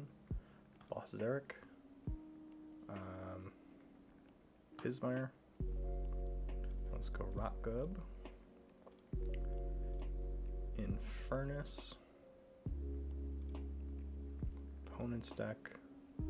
Let's hit Pismire and Boss Zarek.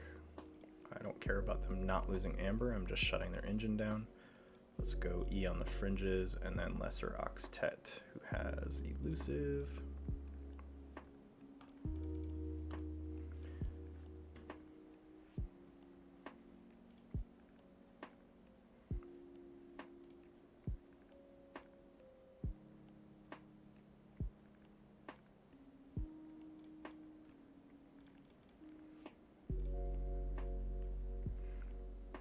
That turn I was really concerned more about shutting down this Boss Zarek and Pismire engine because I don't want my key cost to go up anymore. I want to keep my key cost at 6 as best as I can. Dark Wave comes out and does some nice damage.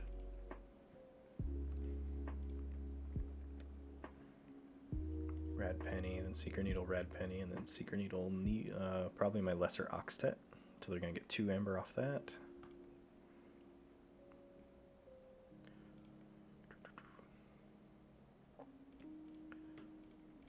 Nice thing is they're not actually stealing, they can only capture. But they finally got rid of Gargantodon.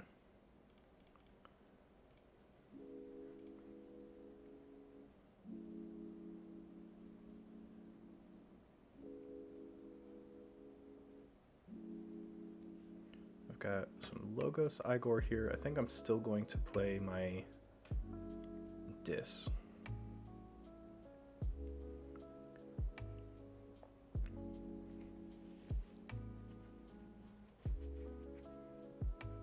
Making use of this auto encoder again.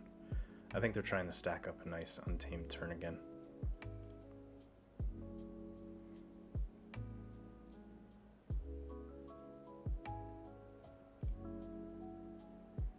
Okay, so they cleared 2 of my creatures.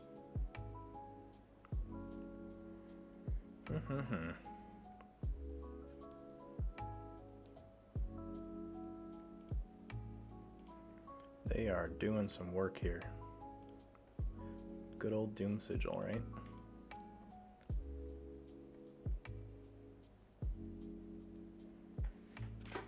I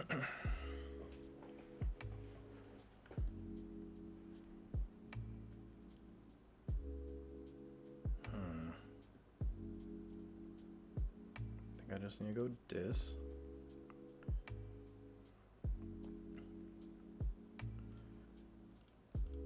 Harbinger, Dendrix, let's Reap, let's go Evil Eye, and then Misery Exploit to put me at 7 of 6.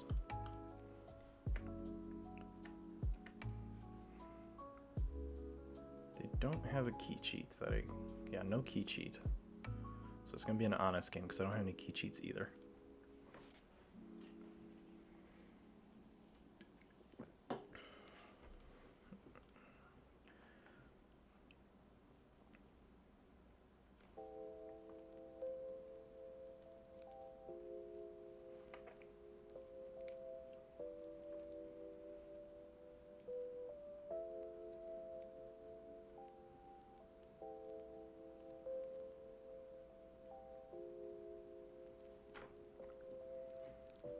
Could get a nice discard if I dump Dendrix in the shoulder id, and then I could just board wipe with Harbinger, which would get rid of Doom Sigil and get me 2 Amber.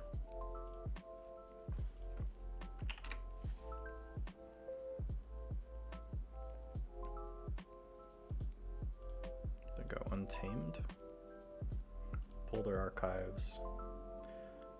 It's probably a Resurgence here for Ghost Hawk.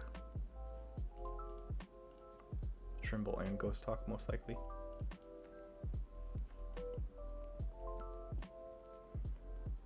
But I don't think they have any Amber control.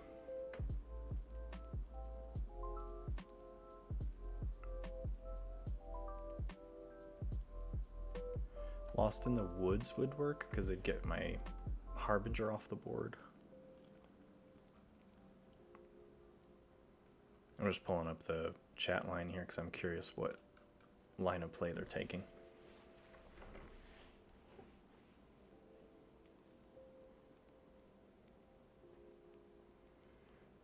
Nephilade.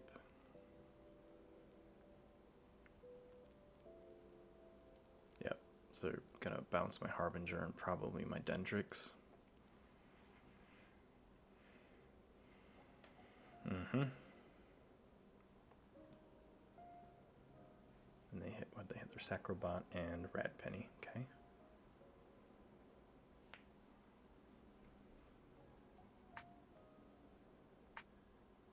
Troop Call.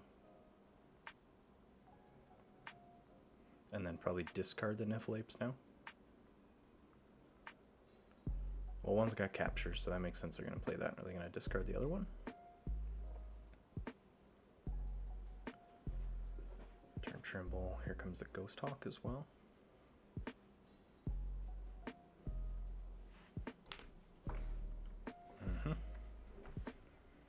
Reap.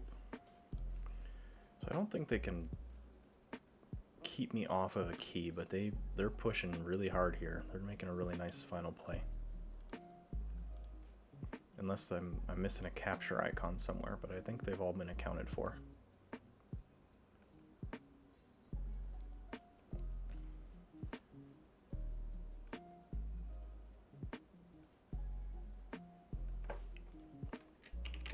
Yeah, that was a really good final push.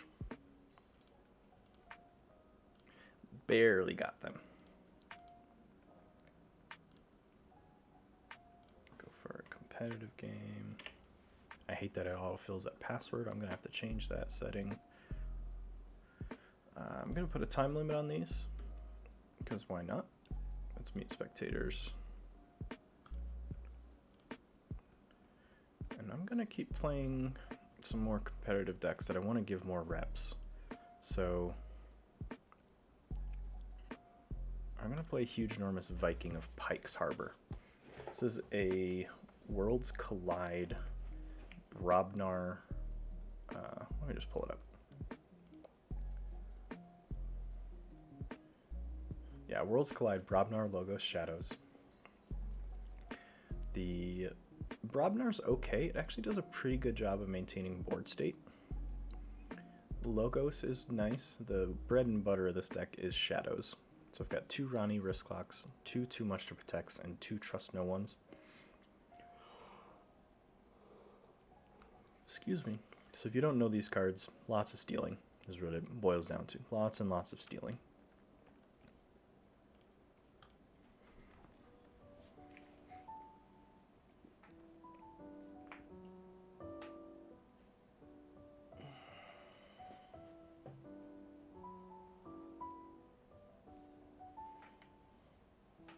Whee! Gotta entertain your own self somehow, right?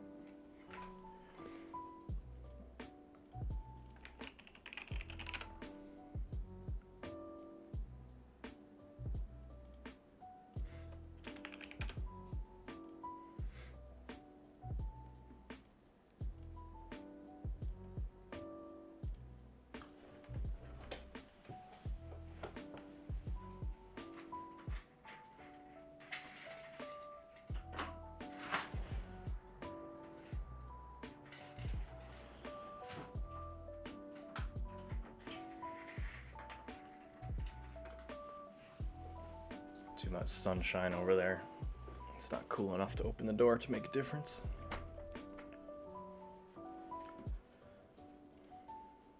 Fuck it. Just for the sake of getting more reps in, I'm just gonna play casual queue. And if they get mad at me, they get mad at me. Sorry, I tried.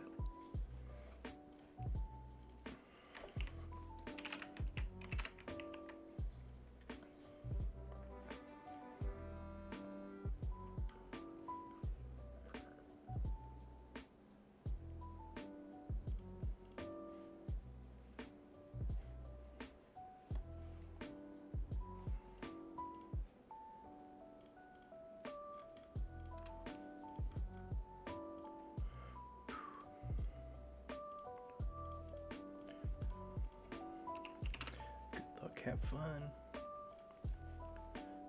It's a pretty decent start hand.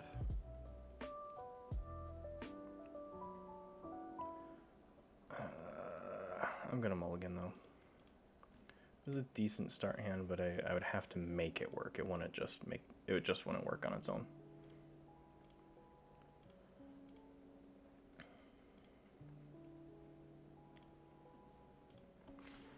Let's go. I'm gonna play Logos. Drop both Hapsis. And then I'm gonna just drop an Academy training on one of my Hapsis. Get some benefit out of fighting and reaping with it.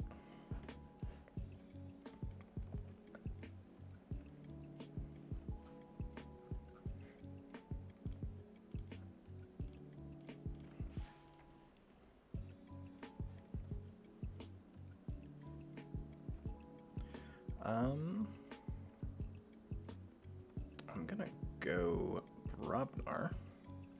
Let's Tremor this line up there. Let's go Narp to the right, and then Cowfine to the right.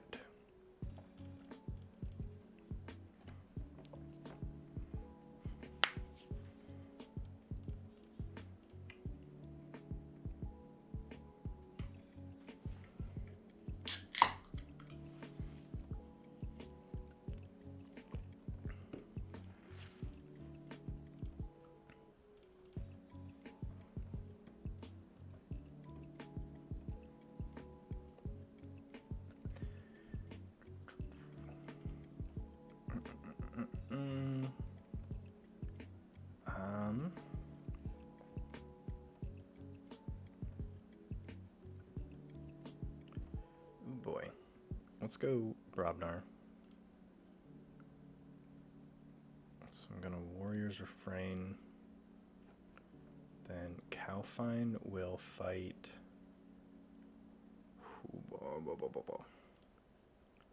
Let's fight the Guji Dinosaur, and then Narp will fight Shrix. Just trying to do some board management right now. I'm not trying to push any Amber. The 4 stuns is really helping. And then I think now I can start making a pretty decent push. Unfortunately, I have both TMTPs in my hand, and Bronny, and Trust No One. So I can get a decent amount of steal, but I do need to clear my hand, so I'm going to go Shadows.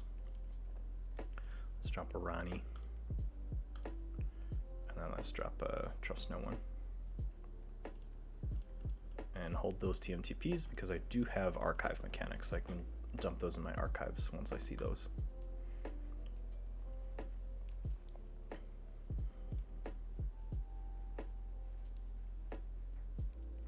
So just unstun their Brobnar.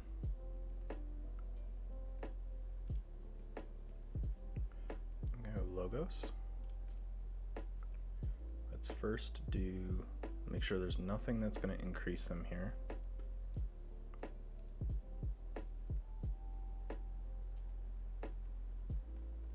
So let's get rid of Questor Jarda by purging it.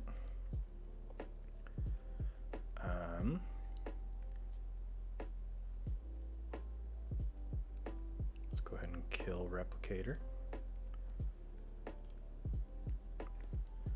Then let's also have Hapsis fight. Let's have Hapsis fight Stiltkin. Well, Stiltkin's gonna remove it from. Nah, fuck it. It's gonna just put this guy in the middle.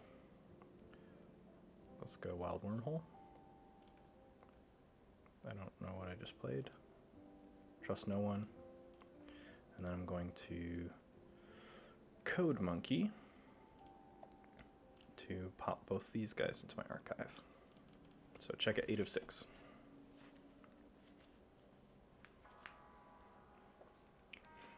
And I can follow with a Barn Raising, or just, they just play Barn Raising. I can follow with a Volcano as well.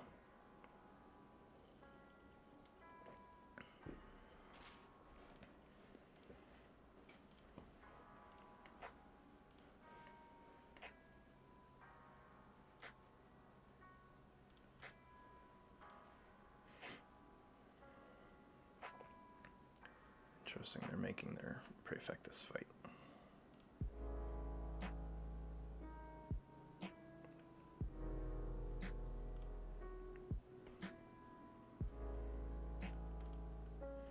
go Brobnar. Take my archives. Gonna start with the volcano. Let's go Warrior's Refrain. Won't stun anything. But then Narp, Shorty to the left, and Calfine to the right.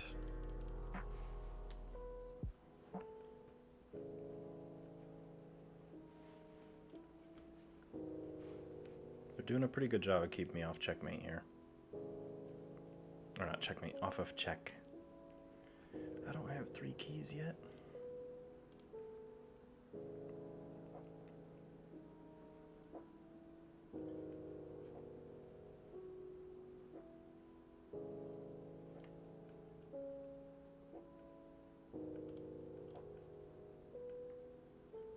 Let's go. So I need 2 damage to kill that. Yeah, let's just kamikaze. Let's go Brobnar. Let's reap. Ganger to the right to make them fight there. Clear their board, put me at 5 of 6. They do have a Coliseum going, which I'm not too worried about because it's early, that I can compensate for it. That'll just be their first key. And a lot of people do forget that Coliseum requires you to pay for the key. It does not give you a free key. So I'm going to go Shadows, Ronnie, Hidden Stash to hide at least one of these TMTPs. I'll just sit at 6 of 7.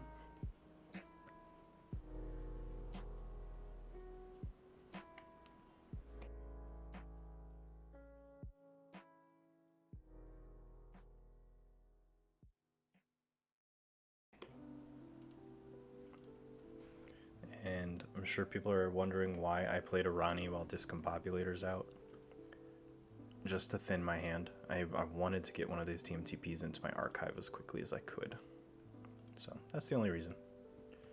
I'm going to go Logos to not take my archives. Let's go Taoto Vapors to draw 2 and archive 1.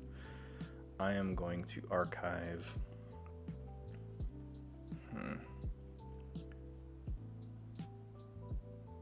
Archive this Ire Staff. Babbling Bibliophile and Wormhole Technician. I'm gonna hold this Data Forge for now. See what my opponent gives me to work with. This deck can realistically get a Data Forge to work. I just need enough cards in my archive and enough on reaping and card draw in that turn. Excuse me.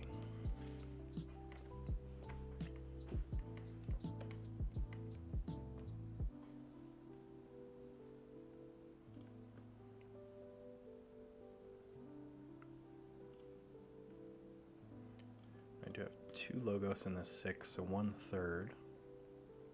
6.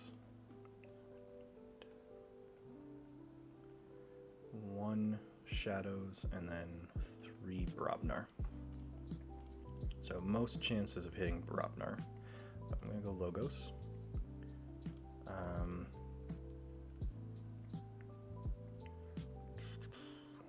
Man. Calipigian Ideal.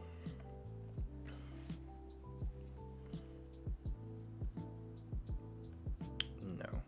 So I'm going to reap. Tosses a Brobnar in there. Let's reap.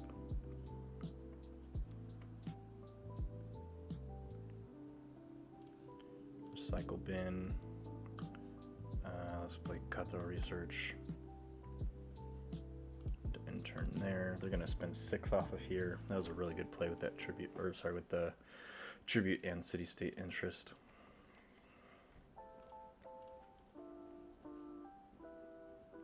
I do need to kill these 2. These are giving me trouble. So I'm gonna probably just Berserker Slam and then let's see what I can do from there. I can do it out of Shadows too as well. 2 as well. I can do it out of Shadows too.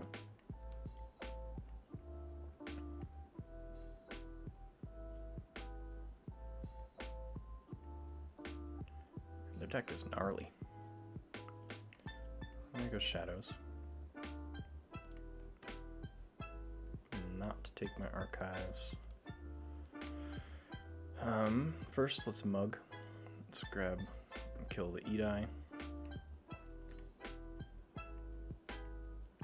Let's go Hugger Mugger.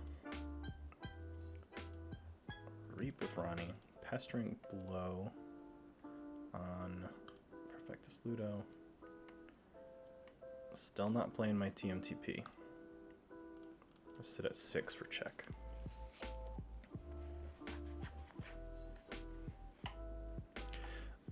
Fun thing is, this is a casual queue, so I'm glad I'm playing a competitive deck. But their deck really well revolves around the Colosseum.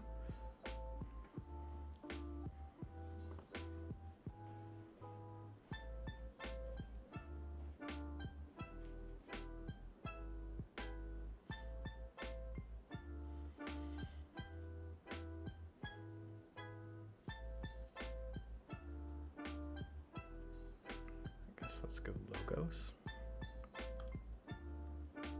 Not take my archives. Let's play Dr. Millie to archive 5.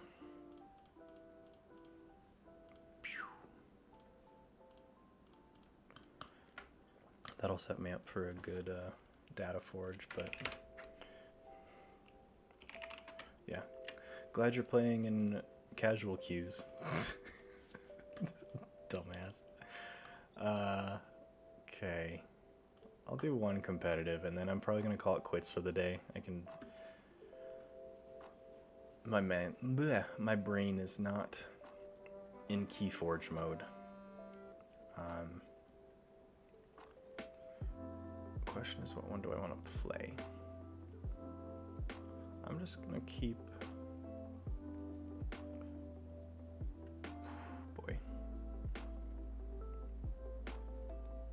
Let's go with our Blaze. This is one that I've been wanting to play more and just haven't been for whatever reason.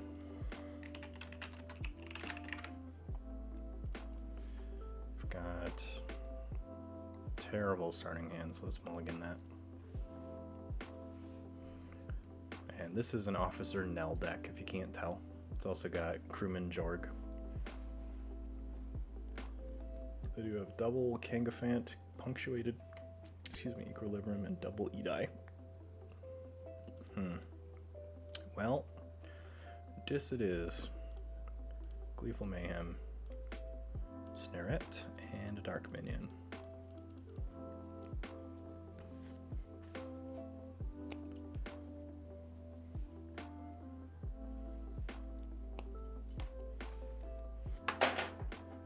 Oops.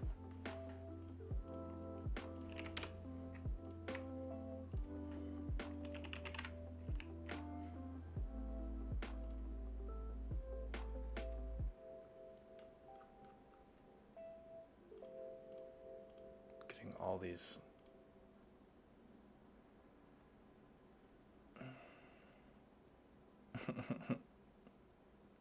interesting. Getting a whole bunch of Black Friday weekend spam. Sure, let's go Starlights. Let's get Nell out. Let's go Kirby. This other Kirby to play a Shoulder Id, followed by a Macis Asp.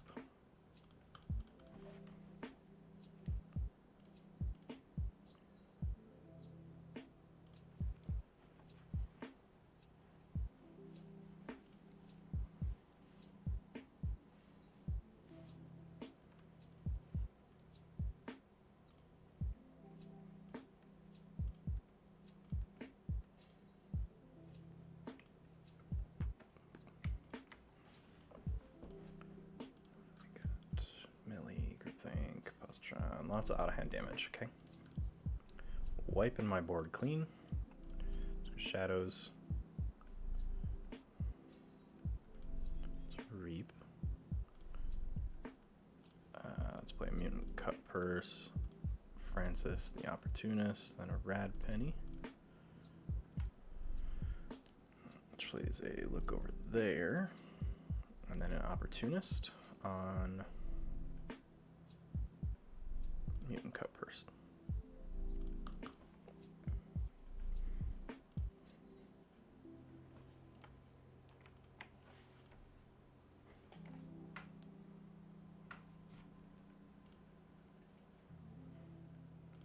all kinds of damage. Got rid of that groupthink tank. Let's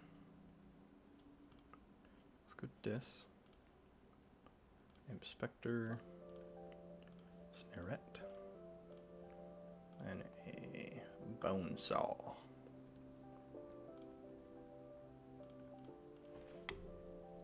So I just don't want to stack people with a line of 3 from a single house. That's just how you get around the groupthink.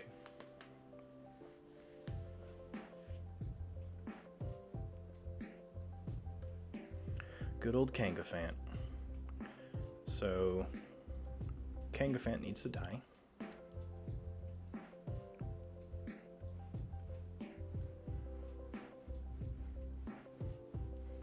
Let's go ahead and go Star Alliance. I don't want to go Star Alliance yet. I'm going to go Dis.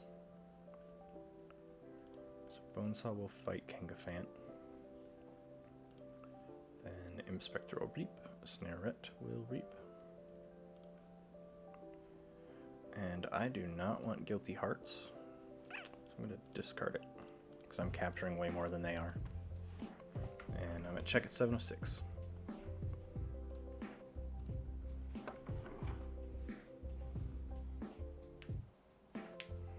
Another Colosseum deck.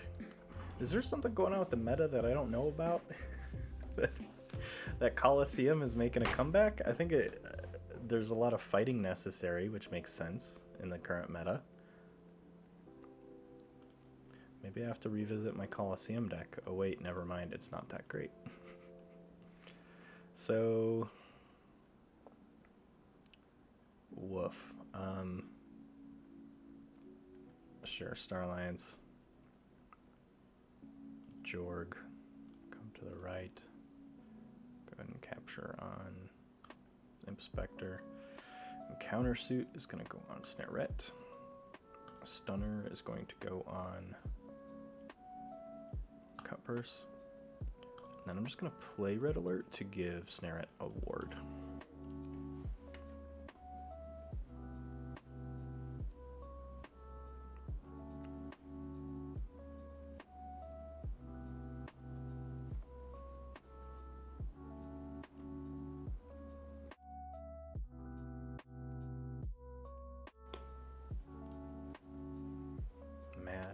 Mab the Mad.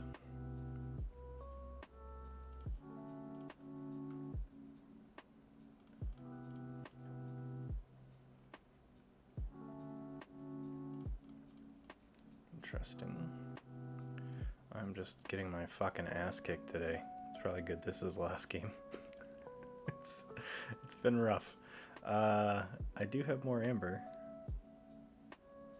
So sure, let's go Shadows.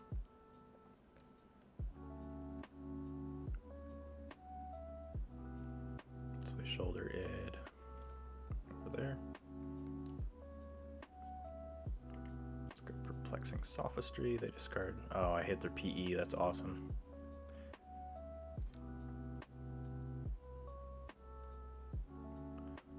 Let's go ahead and just reap and reap and stun.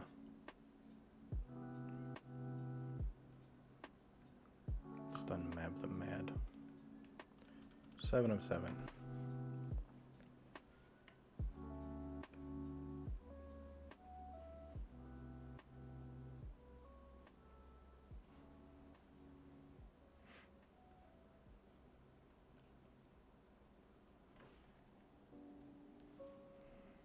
Take out my shoulder id.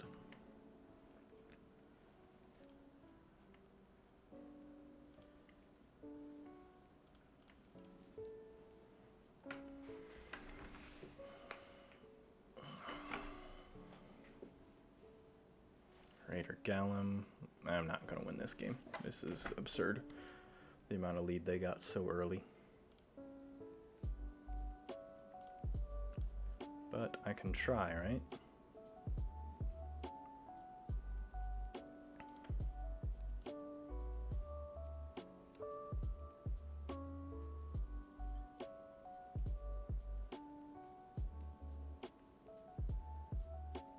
Tribute.